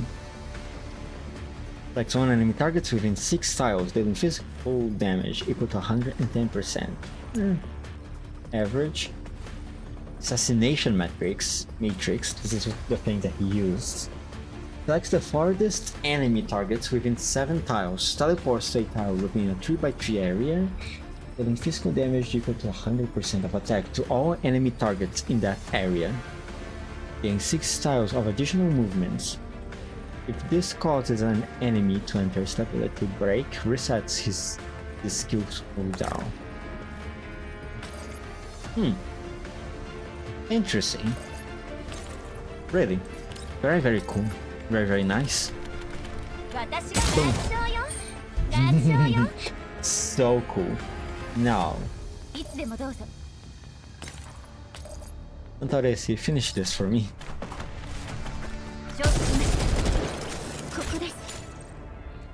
Easy. Thanks, Centauresi. Those autocannons would have shot us to bits if it wasn't for your warning. Climbing up a tiny platform was a piece of cake. Those people were totally underestimating us. Just before the IFVs arrived, the dolls had already carried me and jumped up to the elevator landing, where we hid in a side tunnel. Meanwhile, Jiangyu and Santoresi lay in ambush on the ceiling, waiting for the enemy to deliver themselves into our net. There was no way those enemies would have given up so easily. Macchiato engaged their IFVs when we arrived here, so my guess was that they would have used them to head us off. You can thank yours truly for destroying their optical systems, otherwise they would never have exposed themselves like they did. Good point. You would have had a much harder time if they had buttoned up in their vehicles. Those metal boxes are a real pain. Seeing how proud Macchiato looks, I nod in her direction to show my approval. Let's go, blushy. Let's make her blush. Wait, let me screenshot this. Please, let me screenshot. There we go. Still, staying here is too dangerous. I gesture for the dolls to gather up so we can begin planning our next move. Thank you, everyone. You were a godsend. Come on, let's mount up. I will handle the driving. Miss Dandelion, would you mind helping me download some driving software? On it. Centauresi climbs into the driver's seat, while the other dolls check the corpse out of the vehicle before filling up the passenger compartment. Centauresi finishes downloading the IFV driving software, just as everyone finishes taking their places. Damn, this is very convenient, by the way. Imagine, wanna learn how to drive? Just download the software. Forehead. Wanna learn how to pilot a helicopter? Just download the software. Wanna speak another language? Just download another software. Easy like that. Can you imagine just how OP this is? Just as she begins to reverse, however, a massive explosion comes from deep within the underground complex. Damn it, they must be trying to blow up the place. Hurry up, we need to get out of here. Yes, master. Centauresi floors the accelerator. Oh my god, I cannot speak. Of the IFV, and it lurches forward. The tunnel behind the IFV begins to disintegrate, and its wake and chunks of debris fall from the ceiling like stone rain. Rhino 4, come in. Rhino 4. Echo team, do you copy? I think they are all dead. Son of a bitch. All remaining Ryan units, listen up. Seal off this tunnel exit. The tunnel is collapsing faster and faster, but Santorese is already driving as fast as the IFV can go. From her perch inside the turret, Macchiato spots more IFVs waiting to ambush us, but there's no way we can slow down now. Sharkry, get over to the tunnel, exits right now, we need backup. Go with plan 1, weapons free, weapons free. Huh? Is it time for a Sharkry exciting performance at last? Yay! Whenever I have to voice over Sharkry, I feel so gay. I feel so gay. Why she needs to talk like that? We slam into a wall of lead from the IFVs outside the tunnel, forcing Macchiato to duck back inside the tunnel. Inside the turret. In front, bullets, cannon shells, and all manner of ordnance throw up an endless rain of sparks as they ricochet off the IFV's armor. Behind us, the collapsing tunnel surges forward to consume us all. Suddenly, a tremor of whirling blades shakes the air from behind the IFVs that are outside the tunnel. A helicopter armed with rocket bombs, Jesus Christ, has just arrived in attack position. It's a chopper. There's a attack chopper out there. A what? Hang on, we are almost there. The black-clad soldiers are running through the wilderness at top speed. The exit behind them belches flame from the demolition charges as they sprint towards the other one. Quick, shoot it! The IFV's turrets begin swelling, but it's not too late for them. Oh man, what a cool art this. The helicopter hovers in midair, and then a volley from its rocket pound turns the IFVs into burning wreckage. The IFV from inside the tunnel roars into the open air and bashes the flaming wrecks in the side, trailed by explosions which completely destroy the turret in its wake. As the flames chase it, the IFV carries on towards a small hill in the distance while spewing black smoke. The helicopter gracefully banks to the side and flies past us, landing on the hill we were headed. Once we get there, Santorese puts on the brakes and I emerge from the IFV. While I can barely open my eyes because of the downwash and grit, what I do manage to see still shocks me to the core. Nothing could be more familiar to me than the black helicopter before me, except perhaps for the worn but still legible insignia in its side. The shield of JAK. Poetry right there. Get to the chopper. There's no time to admire it though. The dolls pop the IFV's hatches and begin climbing towards it. I help the dolls push Elena and the box into the cabin. In the distance, the black armored troopers have also gotten to the high ground of their own. The woman who leads them anxiously gazes at the helicopter in the distance. God damn it! We won't be able to catch up with them. Penny, do we have any rocket launchers? We do. Oh, fuck's sake. No, don't do it. Please. I know we killed like 100 of your men or something, but please don't shoot us. Please don't shoot us. Please, we just got the helicopter. Bring that chopper down. Give me a pair of binos.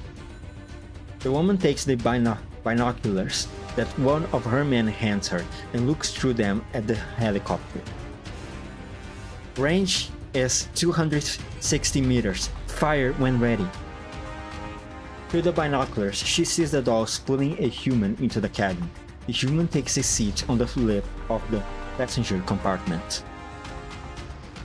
Lentine ups the magnification of her binoculars, but when she sees the man's face, she suddenly freezes. Isn't he from Frankfurt? Oh my god. People know our face. Wait, no, she couldn't be on Frankfurt at the time, which means people know our faces, our face, don't they? It's not good, not good. She immediately changes her mind and gives another order. Ceasefire. Huh? However, the squad leader has already pulled the trigger. A rocket tracks out towards the helicopter. The helicopter immediately pulls up, trying to bank out the path of the rocket. However, the intersection of its course and that of the missile has sealed the fate of the group on the helicopter. Fighting. 2 shots ring out, piercing the rocket and throwing it off course, where it explodes in midair. What the hell? The shockwave from the rocket's explosion shakes the helicopter, but the pilot soon levels it out and continues picking up speed, trying to get out of this godforsaken hellhole. We still have hostiles nearby. Find them. The helicopter is still in range. Should I keep going? As Kenny barks orders to his men, he raises another rocket launcher, awaiting Lentine's response. All units, take cover and wait for further instructions. Upon hearing the order, the black armored troopers obediently remain still and make no further movements. In the distance, the helicopter picks up speed and fades from sight. Meanwhile, the hidden shooters do not reveal themselves. So they were just covering the escape then. 2 gunshots, 2 people. She shoves the binoculars back into Kenny's hands, then takes out a cigarette and lights it. The surviving man in black remains silent, as though waiting for Lentine's next order. A moment later, she throws the cigarette aside without so much as taking a drag on it, and turns to address Kenny. Contact HQ and tell them the mission is complete. Then inform personnel and have them pay out the maximum compensation for our fallen men. Kenny nods. When writing your combat report, attribute all our personnel and material losses to the battle with the Belgium. Do not mention anything about the battle with those dolls. What? Then find the most reliable underground broker you can. I need information. Lots of information. With that, Lentine heads into the distance, ignoring Kenny's questions. The sound of the world begins to fade away as she loses herself in thought. There is only one thought left in her mind. Why? Why? Why? Why? Driven by that thought, she sets out on a mission of her own.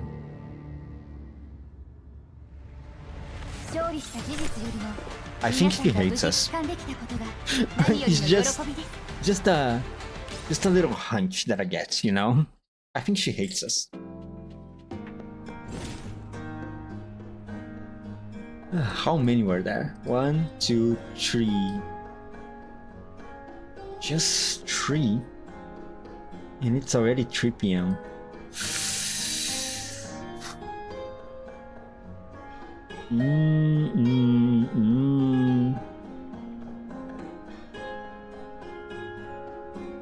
What are the next ones? 1, 2, 3, 4, 5. Okay, I'm going to read this one, and once I'm done, I finished for today. The helicopter rises through the clouds and reaches its cruising height. I get back inside the cabin and close the door, whereupon the active noise cancelling systems installed in all Griffin helicopters engages and excludes all outside noise. The silent surroundings make me realize that I've left the combat zone, and it's only then that I realize that my hands are trembling, a feeling that is slowly rising up my arms. I clench my fists, doing my best to stabilize my heart rate, and then I begin considering the current situation. Based on what I saw just now, the involvement of Paradise, those PMC troops, and that Order Elena are all very unnatural. What on earth is Dandelion trying to pull? Where is she trying to steer all this? I look at the flying down the gate and think about how to get a straight answer out of her. That missile headed at us clearly did not explode for no reason. From its trajectory and the position where it exploded, someone must have shot it down. Good question, who shot the thing down? It had to be a sniper, right? Mosinagant, maybe? In other words, someone secretly saved us. But who could have done that? I ponder the question, but can't come up with anything. Since I have no evidence or proof to support it, all I can do is set it aside for now. So, where shall we go next? I will ask Santorese and Macchiato later. I'm sure they have plans of their own. Should I continue with this transport mission? I look at the box and the other Elena, who looks just like the one I know but acts completely different. Once we get to a safe place, I'm going to have a good long chat with her about what happened before we got to her. After this brief period of contemplation, I look around the inside of the cabin. This is a standard issue Griffin transport helicopter. Judging by its stability in flight and the normal operation of its noise cancellation, this chopper has most likely been maintained at active duty spec from 10 years ago. While the fittings are a little old, they are all pretty much standard issue from back then. Even the first aid kit is in the same place. Macchiato heads over to the co-pilot seat and talks to the doll I've never seen before about our flight path. Santorese takes the first aid kit from under the seats and begins treating the wounds of the dolls who were damaged in the battle just now. The dolls begin exchanging their names and rejoice over surviving that battle just now. I look at Coffee. She's trying to strike up a conversation with the other Elena, but the latter does not respond in any way, only looking down at the box. She looks uneasy, but I can tell that she's trying to hang in her emotion. I've been secretly observing everyone since we got on the helicopter and thinking about something. The box has been secured to the cabin floor. Jiaohui looks worriedly at it, then looks up at the hovering Denda gate. Say, this box isn't going to suddenly change back to its sphere form, right? I already assumed direct control over the box authorizations. That said, its occupant might be able to take back control. Who knows? Dandelion, look, now it's not the time to make jokes like that. So tone down your smugness, okay? Upon hearing this, the girl suddenly looks up and addresses the Nandagate in an earnest voice. She is already gone. I can no longer sense the lurking unclean. So she's gone, huh? The Nandagate flies in front of the girl's face, its mono eye focusing on her. But the face reflected in its glassy depths does not change. Looks like there's no more danger then. Lucky us. But she has left her burden behind. The box cannot be opened for now. Why? Are you afraid she will replace you? You should not do that if you do not want her to die. After saying that, the girl lowers her head once again and remains silent, no longer listening to Dandelion's teasing.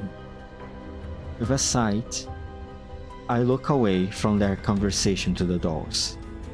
Centaurus has just finished biting Diane's wounds, so I approach them and ask about their condition. Diane, Jungyu, are you alright? You don't have to worry, Commander. They were merely flesh wounds. Yup. A band-aid or two and we will be just fine. Diane's injuries aren't particularly bad, but Jungyu's has suffered a penetration injury through and through to her leg. So Centaurus kneels before her and begins administering first aid.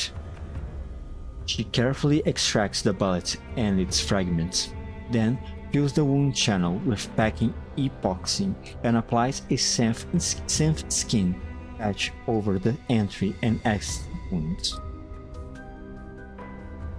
Jungyu limbers up her leg, then nods happily to Centaurus in gratitude. Seeing as Centaurus has finished first aid for them, I decide to ask her the question that has been on my mind. So, what's the deal with this helicopter? Kind of slow on the uptake, aren't you, Commander? Can't you tell that this is a present that your subordinates prepare for you?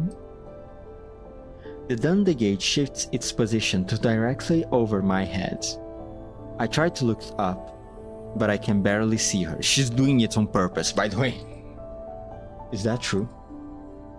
Centaurus puts the tool back into the first aid kit, then looks up at me with a smile. Indeed, we've heard that you were working in the yellow zones all this time, so the manager and everyone in Zucchero decided to chip in and get this for you. How much did this cost, by the way? How much money do they make with their operations in the Café? We are planning to present to you when you came back to the satellite city. However, the situation was urgent and we needed to get here ASAP, so we had to give it to you in this way. Do you like it, Master? The sudden surge of emotions leaves me unsure of what to say next. A nostalgia assaults my brain, and I look around. I feel like I've gone back 10 years in time. But after seeing the box on the ground and Elena beside me, I realize that I am no longer in the past. Thank you, everyone. Don't forget to thank Springfield. It took her a lot of effort to acquire this transport helicopter. After Macchiato finishes talking with the pilot, she heads in from the pilot's cabin and takes a seat opposite me. Did she? And your name now is Macchiato. That's my name now. Make sure you remember it. I will. Macchiato. Is Springfield with you too? Yes. Manager is waiting for us in CHE02. CHE02 is one of the satellite cities on the escort route. Oops. I look up at the Danda gates. It pretends that it didn't notice me looking. Oh, this woman. We should be safe now. Would you like to contact the manager? Yes, we would. Please, put me through. Santoresi adjusts the transmission frequency and patches the signal into my earpiece. Soon, I hear a familiar voice through it. Oh my, Commander. It has been a while since we last spoke. Yes, it has. Sorry for making you go to all this trouble. Now, no need to stand on ceremony, Commander. Are things going well on your end? I guess not. You are as funny as ever, Commander. Judging by the fact that you are speaking to me over this channel, I take it you've already received all of your presents? Yes. Although I have no idea how you managed to hold on to it for so long, it's definitely a big gift, though, and it's definitely appreciated. That's good to hear. I will make preparations to receive you at the Café. The Café. I see. Speaking of which, I've brought a rather complicated bunch of guests with me. Will it be convenient for you? Miss Dandelion has already told me the details of the situation. As for those Elenas, they will need special care. You may need to make some preparations before coming to the Café. Preparations, you say?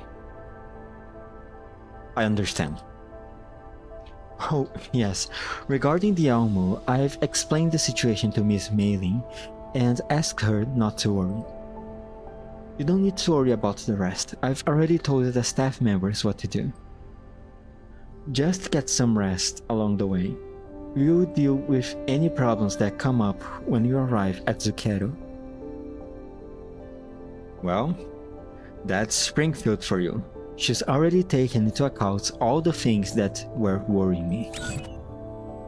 I nod, then end the call after thanking her. As I take in the view outside the window, I wave off fatigue suddenly washes over me. Apparently, the sense of security I felt from knowing that I was surrounded by my dolls led me to relax unconsciously. Oh my god, my voice is feeling it. Jesus Christ. I lean against my seat and close my eyes, allowing my consciousness to drift into the depths of my mind. Commander? An indistinct voice speaks into my ear. It sounds like Elena. I force my heavy-lidded eyes to open and focus my sights on the white-haired girl before me. There seems to be a film of condensation over my field of vision. Elena? Commander, we've arrived. I move my slightly stiff joint. I hadn't been expecting to be sleeping so soundly. Then I look around. Elena is the only one here. Everyone else is gone. Where is everyone? Commander.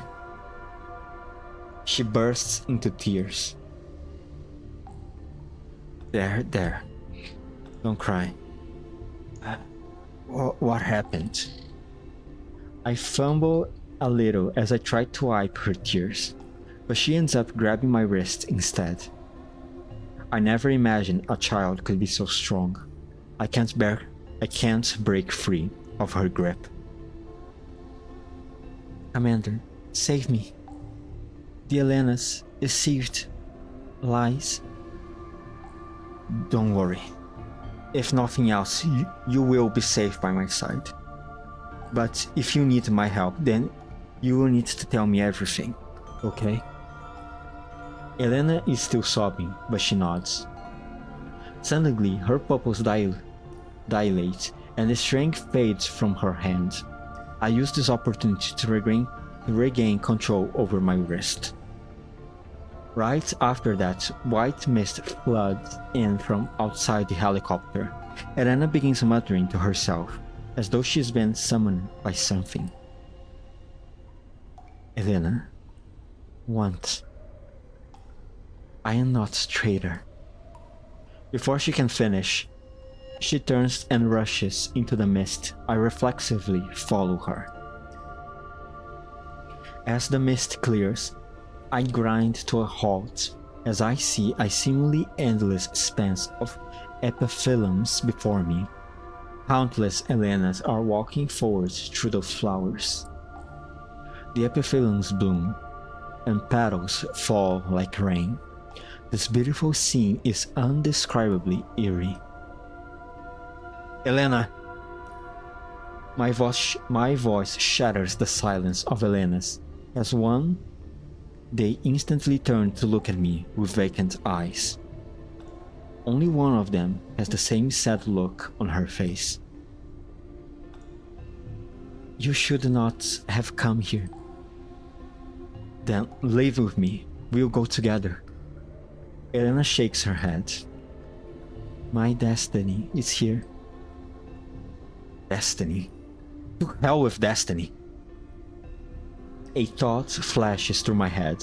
For some reason, I feel like if I let go of Elena, I will lose her forever.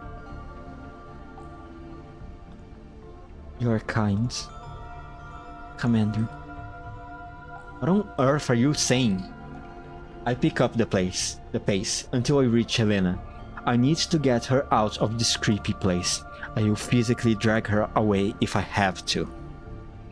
However, no matter how much strength I use, Elena refuses to budge. The kind die, but you must live. Elena picks an epiphyllum beside her. The soft, lovely flower instantly transforms into a sharp blade that gleams coldly, as she stabs it into my heart without hesitation. I can't dodge the blow, but my chest doesn't hurt. It just feels cold. Elena weeps and my consciousness grows hazy. I bolt upright, like I've been electrocuted. After gasping heavily for several seconds, I realize that Dundagate is perched on my chest. That must have been where the coldness came from. Were you dreaming? Upon seeing that I am getting up, the Dundagate hops off my chest and takes to the air.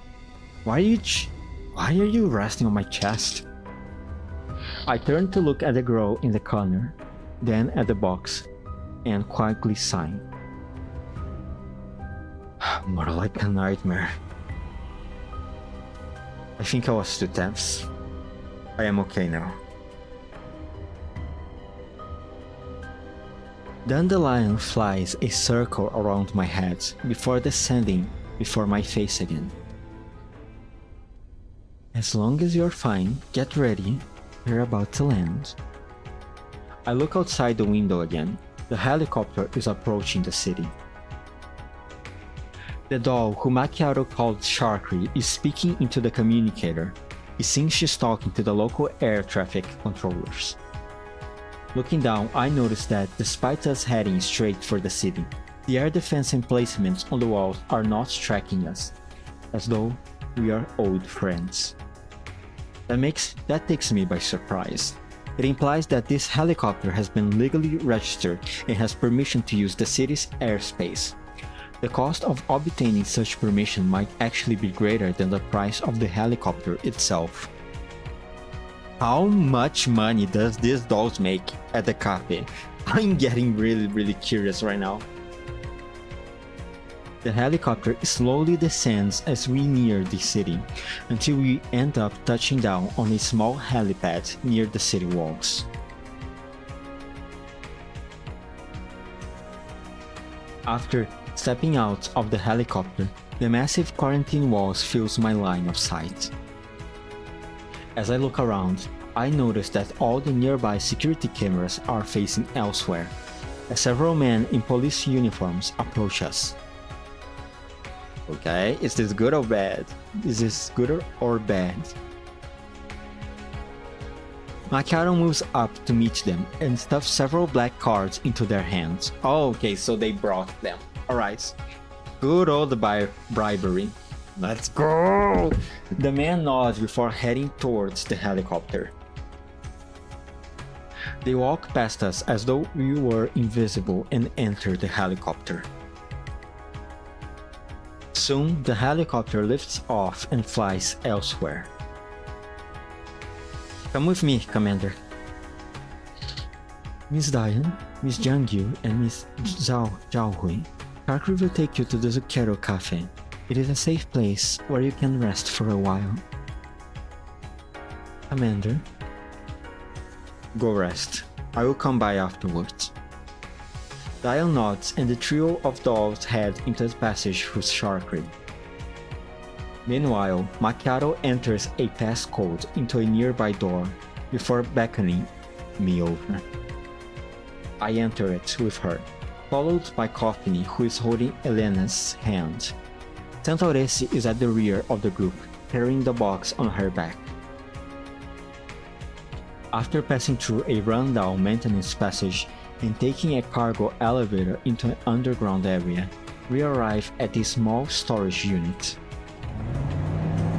There is a 6-seater light truck inside it. We mount up in silence and drive it out of the storage unit. As we emerge from the underground area, the sunlight hits my face. It is sunset now, and the truck slowly climbs in a long spiral from the sublevels of the satellite city toward a higher elevator. As we go deeper into the city, more and more lights come on. It seems they are celebrating some sort of festival. Elena's eyes are drawn to the lights of the city. She seems to be trying to greedily devour them all in her gaze. All this must be fresh and new to her. I can practically sense the excitement and eagerness boiling in her heart. However, when she looks back inside the truck, she sees the box on the floorboards. Her eyes go dull again. She notices that I am looking and turns to look at me in the eye. On my part, I do not shy away from meeting her gaze. Then, her mouth opens, as though she wants to say something, but then she hesitates. Instead, she turns away, looking neither at the city nor the box, but her feet. And she seems to be washing thoughtfully.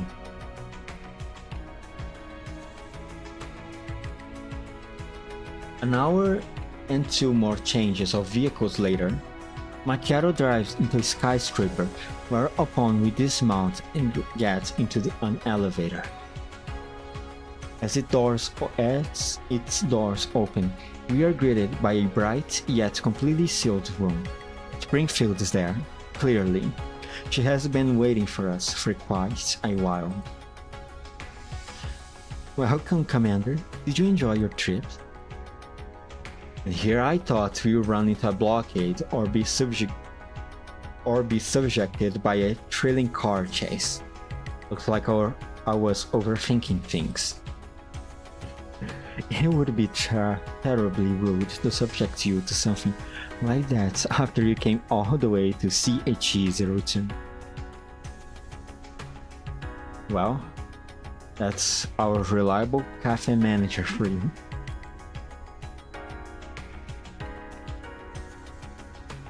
Speaking of which, this isn't Zucchero, is it? I look around. We appear to be in a very high-end safe house, packed with all kinds of cons equipment and weaponry. Even the walls have been reinforced with ballistic armor plating. But of course, this is one of our hiding places. It used to be a high-end apartment. I've renovated the interior, so it should be quite secure against internal and external threats. After considering how important this little mess might be, I thought that it would be best to put everyone up here. Well done, Springfield. You really did think of everything. Looks like I've made the right choice in picking you as my first stop. At our first stop. The Dandelions come to a halt in front of Springfield and projects Dandelion's face. Why? If it isn't Miss Dandelion? I thought you'd be coming in person, but this body of yours... Oh, you know how it is. The commander couldn't spare me a proper frame, but wanted me to risk my life while slaving away for him. So I had no choice but to make do with this Dandelions for now. Boy, that's enough nonsense out of you. Still the same old Miss Dandelion, it seems. Anyway, please help me charge up this Dandelion. Its battery must be on its last legs after a whole day of flying around. I think I will go take a rest myself. I will leave the rest to you guys. The Dandelion flies above Springfield, and with a snap, it powers down and falls into her hands. Springfield finds a wall socket and plugs the Dandelion into it. Then, she dusts her hands off before smiling at us.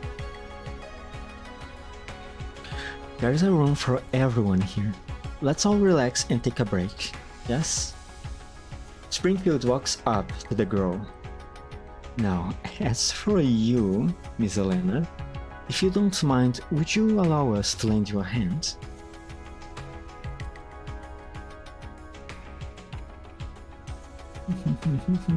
Oh, sorry, I received a message on my cell phone. I got distracted for a moment. The girl doesn't answer, and Coffee directs a pleading gaze at me. It's fine. Let them handle it. You should get some rest too. We'll meet in the hall later. It is only after hearing me speak that Coffee lets go of Elena's hand. Santoresi leads Coffee to one of the rooms and escorts her inside. Springfield smiles and holds a hand out to Elena. The latter doesn't take it, but she eventually nods after hesitating for a moment. Springfield then turns to say a few things to Santoresi before the two of them lead Elena into another room. Before they leave, Springfield turns to speak to me. Commander, you should go rest up. We will contact you once we clean her up. Right. After Springfield and company leave, the only people left are me and Macchiato. Oh man. Let me take you to your room. Please do. Macchiato leads me forward, then stops in front of a door. I open it and see a guest room within. It is not too big, but it is luxuriously appointed, and there is a shower and bathroom inside. This is a really fancy place. I guess that's a high-end apartment for you. The one I bought is way better than this. Huh? You've got a place of your own? Of course. Look, Commander, if... And I saying just if... Oh my god. Is she trying to call me, invite me to her apartment to spend the next few days with her? Is that what she's trying to do? I need to screenshot this. I can't. Hold on.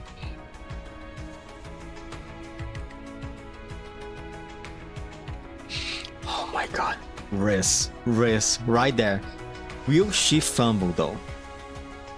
If... She's going to fumble. Macchiato, please. You're way too soon for your own good.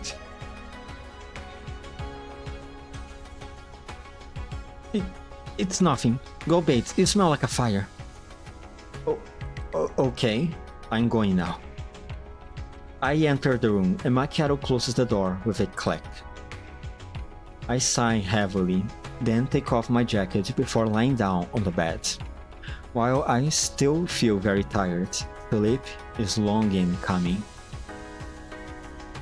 After tossing and turning a few times, I decided to clean myself up and enter the bathroom for a shower. The clean room and comfortably warm water make me realize that I haven't been treated this well in a long time. As I spray myself with hot water from the shower head, I think back on the things that happened before this. One thing's for sure, I don't regret anything that happened. I feel much more refreshed after exiting the shower and drying myself off.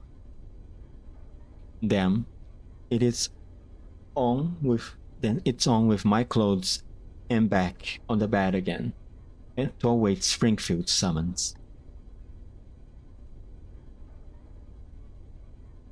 Just as I am about to fall asleep again after many minutes, I finally hear Springfield's voice from my terminal. Commander, is now a good time? We've finished preparations on our end. I throw on my jacket and head outside. As I do, I see Springfield and the others waiting for me in the main hall. I notice that Elena's sitting on a sofa. The grime and blood stains from earlier have been cleaned off, and she's wearing a fresh set of clothing. Coffee is sitting by her side, while Springfield is seated opposite them. Macchiato and Santoresi are watching us from a distance. Oh, hello. I glance over at Springfield, and she moves aside with a smile. I walk up to Elena, then take a seat on the sofa opposite her.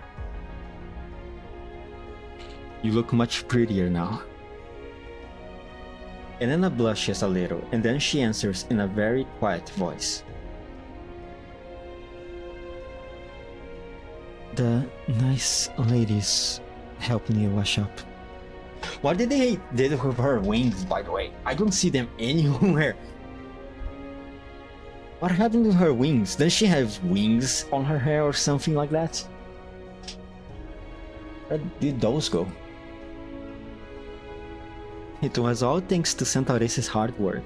As for the clothing, the only thing we had which was remotely in her size was Sharkry's outfits, so we hope you like it. Well, at least she looks like a normal girl now. A normal girl, huh? I rest my elbows on my knees, then lean forward to study Elena for a moment before I begin speaking. I know you must have a lot of questions about us, just like how we have a lot of questions about you. I'm sure everything that happened just now must have come as a huge shock to you, but it's over now. So let's sit down and have a good chat. It wasn't much of a shock. Really now. Well, it wasn't too much compared to what happened in the past.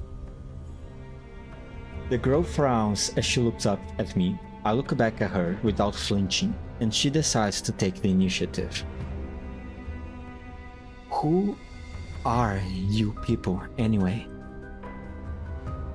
Where should I begin? Well, I'm just a perfectly ordinary bounty hunter, and these dolls are all my ex-subordinates. They are all kind and friendly dolls, but I guess you already knew that. Elena looks at the dolls around her and nods. They are kind and friendly, yes, but that doesn't necessarily mean you are good people. Why did you save me? Why did you bring me here? We were asked to escort Elena to a safe place, where she could be cared for and protected. Escort Elena? I turn to look at the box on the ground. The girl's eyes follow mine. Someone handed that Elena to me, and so we ended up being attacked by all kinds of enemies each day. From Vertigers to Paradise and now MAID security. Since you are Elena too, I had no reason to leave you there. Reason? Is this why you fought Paradise and those mercenaries? Paradise has always been our enemy. I wouldn't have spared them even if I hadn't been tasked to escort Elena. As for those mercenaries, I don't have any particular grudge against them. That said, I had no reason not to shoot back when they shot at me.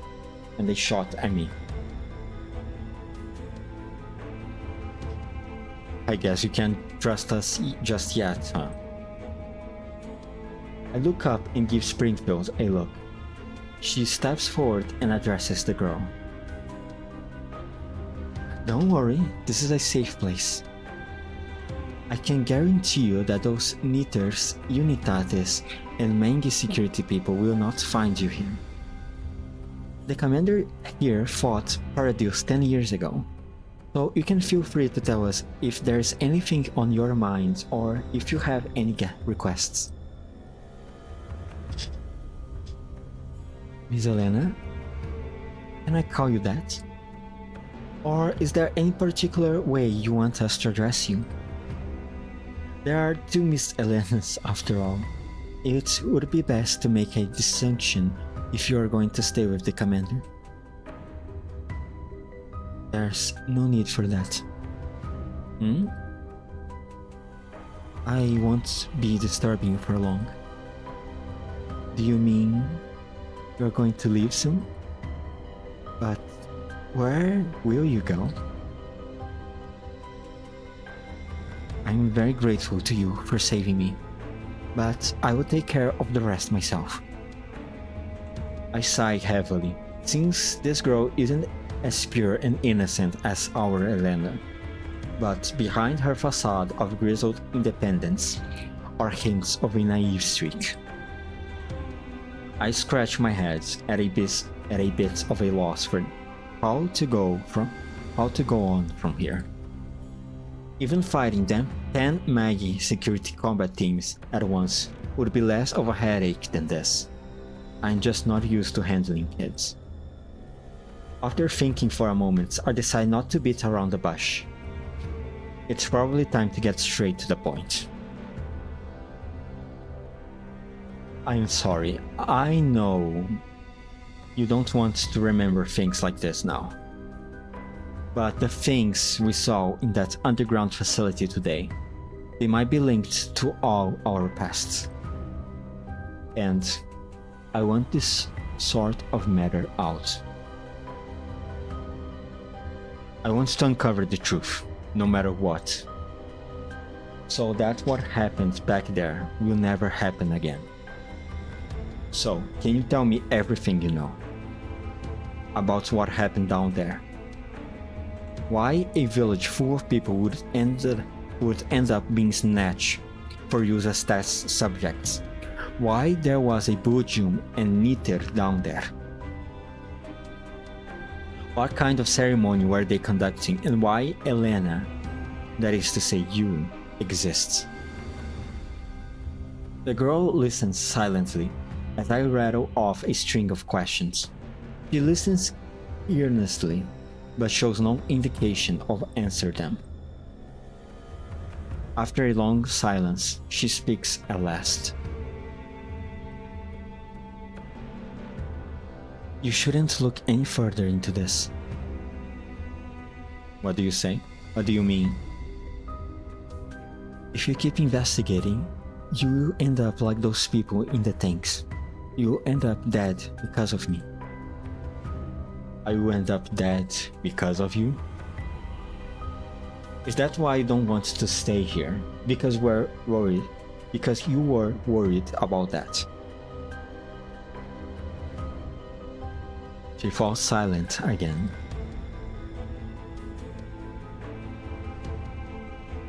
There is an anguished look on her face, one that I have never seen on Elena's face before today. Since they look identical, I can't help but compare her to the Elena who has been with us all this time. You look alike, but your personalities couldn't be any more different. She meets my gaze, then practically shouts what she's thinking. I don't know how powerful they are, but you won't be able to get out easily if you get mixed up in this. From the moment I learned Paradeus was involved in this matter, I knew that there was no way I could just stand idly by. Why don't you understand? You knew I wasn't your Elena back then. Why did you insist on taking me with you? You should just have taken your Elena. I told you before, right? Since you're Elena too, I had no reason to just abandon you there.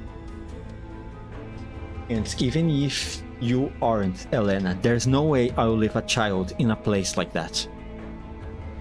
Stop pretending to be a good Samaritan. The things surrounding me are darker than you can imagine. There won't be a good end for you if you get involved in it. Too many people have already died because of me. I can't have any more. Do you even understand what I'm saying? I get it, yes, but we aren't going to die because of you. You didn't kill those villagers, and neither did you kill those state sack agents. What? It's not your fault that they died. It's the fault of that cult and the people behind them. If you shoulder the blame for their sins, you will be letting the true masterminds get away with their crimes. He's right. Coffee, who has been silent all this time, suddenly stands up. Coffee? Followers of Paradeus. They killed my sister, just like they killed the people in those tanks. They don't need a reason or a motivation to hurt others. They do it because they want to. So I can't accept that what you're saying. I can't accept how you're taking the blame for hurting others when it's clearly those cultists at fault. I don't know what happened. I don't even know who I should be hating. But I want to do something. I want to change something. That's why I've been staying by Elena's side, no matter which Elena it is. My sister's dead. My sister is dead. And she's not coming back. But maybe, if I try hard enough, the people who would have suffered like my sister like my sister did, won't have to be hurt. I'm sorry. I shouldn't have saying this to you. I shouldn't be saying this to you. I can't read, I'm so tired. The air in the room goes silent. After saying her piece, Coffee sits back down and says no more. Thank you, Coffee. I look at Elena and I address her in as kind and as firm as a tone I can manage. Running away won't solve anything, and running away won't stop tragedies like that from happening again. I'm sure you understand that. But don't take everything onto yourself. Also, don't look down on us. You saw how we took out that Belgium and those mercenaries, right? We will uncover everything about the Elena incident. Considering how that Elena ended up in my hands, I'm pretty sure you know how determined we are to interfere in this matter. Elena D68 bites her lip. There seems to be a great struggle going on in her heart. Are you from State Sec 2? Nope, but we can do more than they can. Elena D68 thinks for a moment, and then she speaks at last. Well, if you want to know, then I will tell you. My memories are limited to what happened in that village. Niter and the Unitates called me Lord, and those villagers look at me as a miracle created by God. They said I could help everyone find Cavitas, and then lead everyone to freedom from pain and gain afterlife, eternal life. Do you know what Cavita is? No, I don't. But I heard that it's what everyone's been searching for. In order to find these Cavitas, they put me in those instruments and did all kinds of experiments on me. Experiments. More bloody experiments. Don't those Paradise bastards have a single original bone in their bodies? Commander, pardon me. What's happened after that? After that, I learned that it was all fake. The villagers who were baited in that so-called grace, they all became monsters. Coffee looks at me. So that's why Gravion. It all makes sense now. So that's ceremony they were talking about. They controlled those monsters and turned them into the Belgians you were talking about. But I could hear the wailing and lamenting in their hearts. The ceremony made them obedient to me, but all I could do was give orders as that woman dressed in black commanded me. I didn't want to do this anymore, but there was nothing I could do except pray each day for a miracle to happen. And then someone actually came to save me, as though they were answering my prayers. One day, a group of people who said the same thing as you came to the underground complex. They said they were a state sec agent, that they were going to save me. I was so happy then. They took me out of the tunnels. They told me to wait for their pickup in the village. But in the end, they never came. At that time, I didn't realize that they were probably in those things. I had nowhere else to go. My only company was the lingering spirits of the fallen. At that time, all I could do was pray. And then my prayers were answered again. Another me descended from the heavens, shining brightly. So, our Elena was drawn to you by your prayers. The girl hesitates for a moment and then she nods reluctantly. Yeah, I think she heard my call. The fact that these Elenas can speak to each other's hearts is something that's come up before. It seems the similarities between them and Paradeus all need to research warrant further investigation. Oh, yes. There's one more thing. Who exactly is that person who possessed Elena? That consciousness who was talking to us? What did you say she betrayed you? Why did you say she betrayed you? Our minds once lived in a sea of flowers. Back then, there were many copies of us. But we were killed by that voice. The memories from the Sea of Flowers told me that she was the first Elena. She did not accept us and wanted to kill us, so she would become the only one of her kind. We once had the chance to escape, but because of her betrayal, we were cast out of the Sea of Flowers. If it wasn't because of her, if I had just been more determined back then. Elena clenches her fists, and as she scrunches up her face, tears begin welling up in the corners of her eyes. I understand. Alright. You're sad enough for today. Go get some rest. My questions have been answered. What she said indicates that what happened before is essentially the same as what I theorized.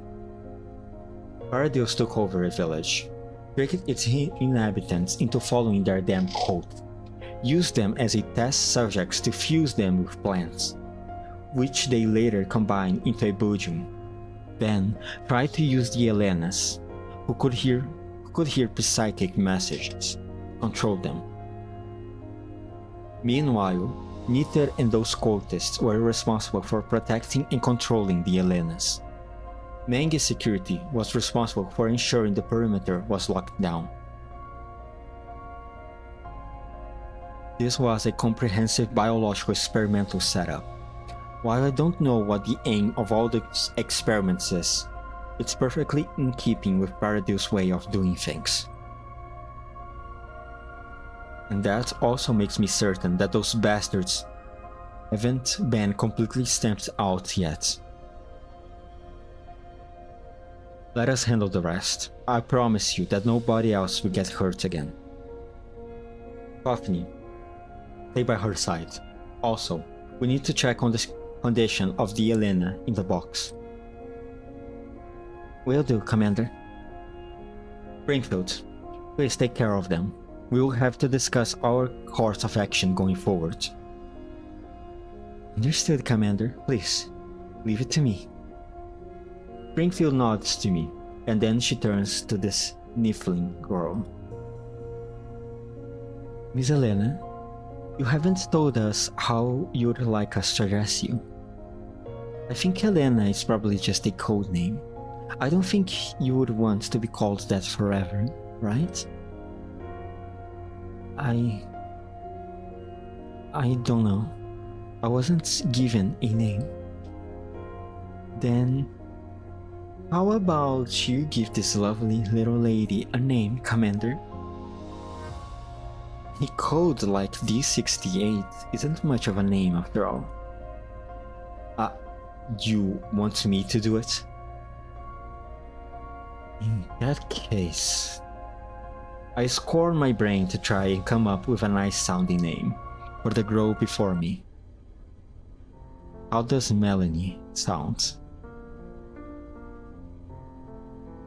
It's not too bad.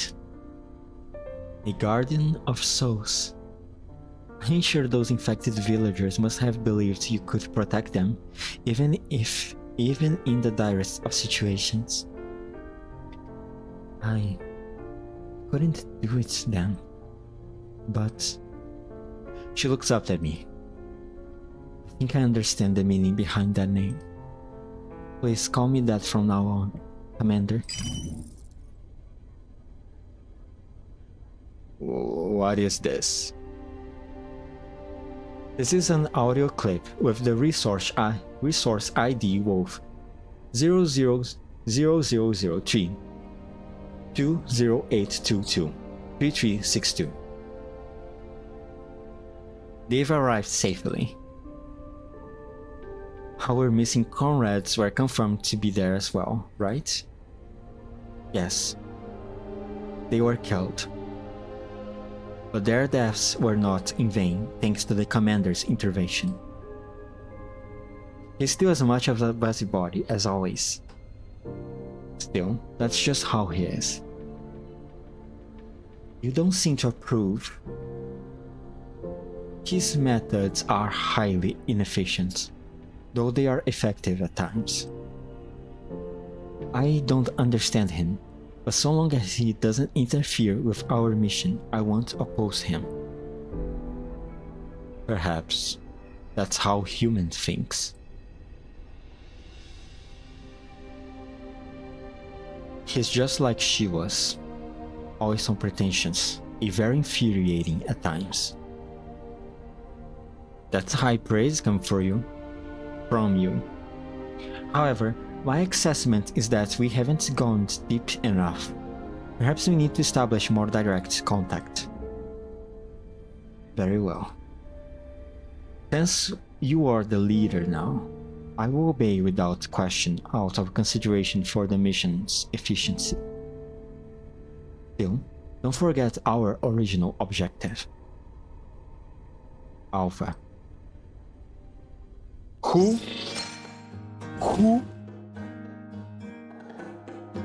Alpha, who? What's happening? Who are these two talking to? Is it Deer and Kluke? Considering that the next event is going to be a Kluke event, are any of these two people Kluke? It could be. Or maybe I'm getting too ahead of myself here. Well, anyhow, it's almost 5 p.m. Which means... this is the end of the stream. My throat is killing me, man. Let me just collect this.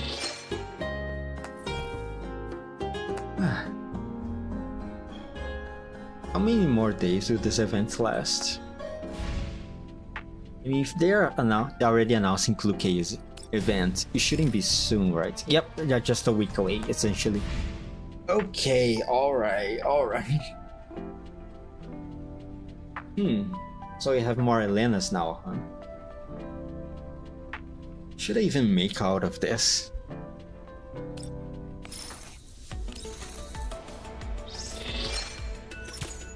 Okay, so there's the original Elena, and from that Elena they made more copies. But the original Elena was like, nah, and decided to start to go on a killing spree, from what I could understand. And the surviving ones got banished from their Eden garden, aka the Garden of Flowers. Yeah, sounds very Paradeus-ish to me, very Nito-ish to me.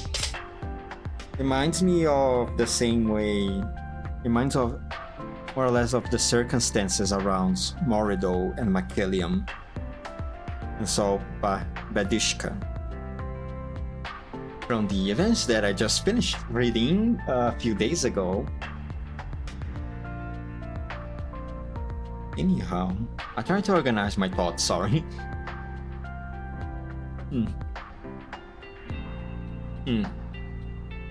Okay, cool. I have Paradeus acting, and it seems like Paradeus is receiving help from local governments, considering the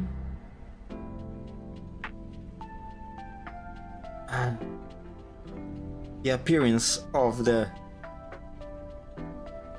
the PMC that intercepted us on our way out.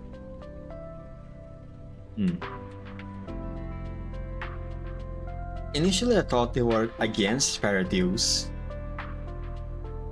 but now, after that conversation with Melanie, I think it makes more sense as to why they didn't want to record anything in those tunnels on the mission. So they are getting paid by some institution to clean up Paradise bases after things go bad. Or at least that's what I could understand out of their conversation. Meanwhile, we have some people pushing some strings behind the scenes.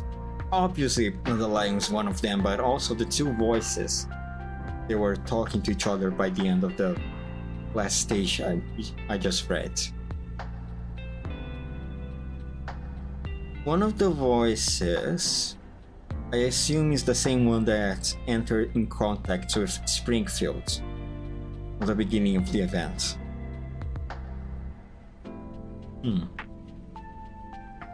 And I assume one of them is Kluke. But who the hell is Alva? Can I get any information about Alva without getting spoiled? Who's Alva? Alva. The name sounds, for some reason, sounds kind of familiar, but I'm not sure where it is from.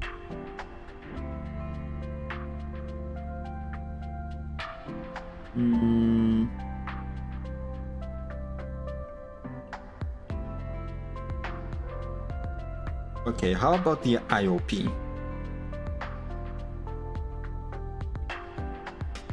Do you have any information to give me about Alva?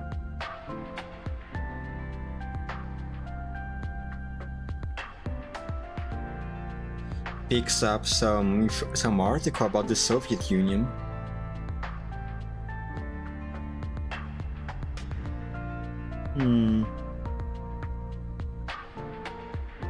Maybe I shouldn't try to read this. I'm afraid that I might get spoiled. Well, with everything that's said, tomorrow I'm going to try to stream again. Hopefully I will. And I imagine that tomorrow also I'm going to finish this event. Also, I should say, after tomorrow, the 2 days after tomorrow, which is Wednesday and Thursday, I'm not going to stream because I have some things to do. And that's everything I wanted to say. So, 5, 4, 3, 2, 1. Bye.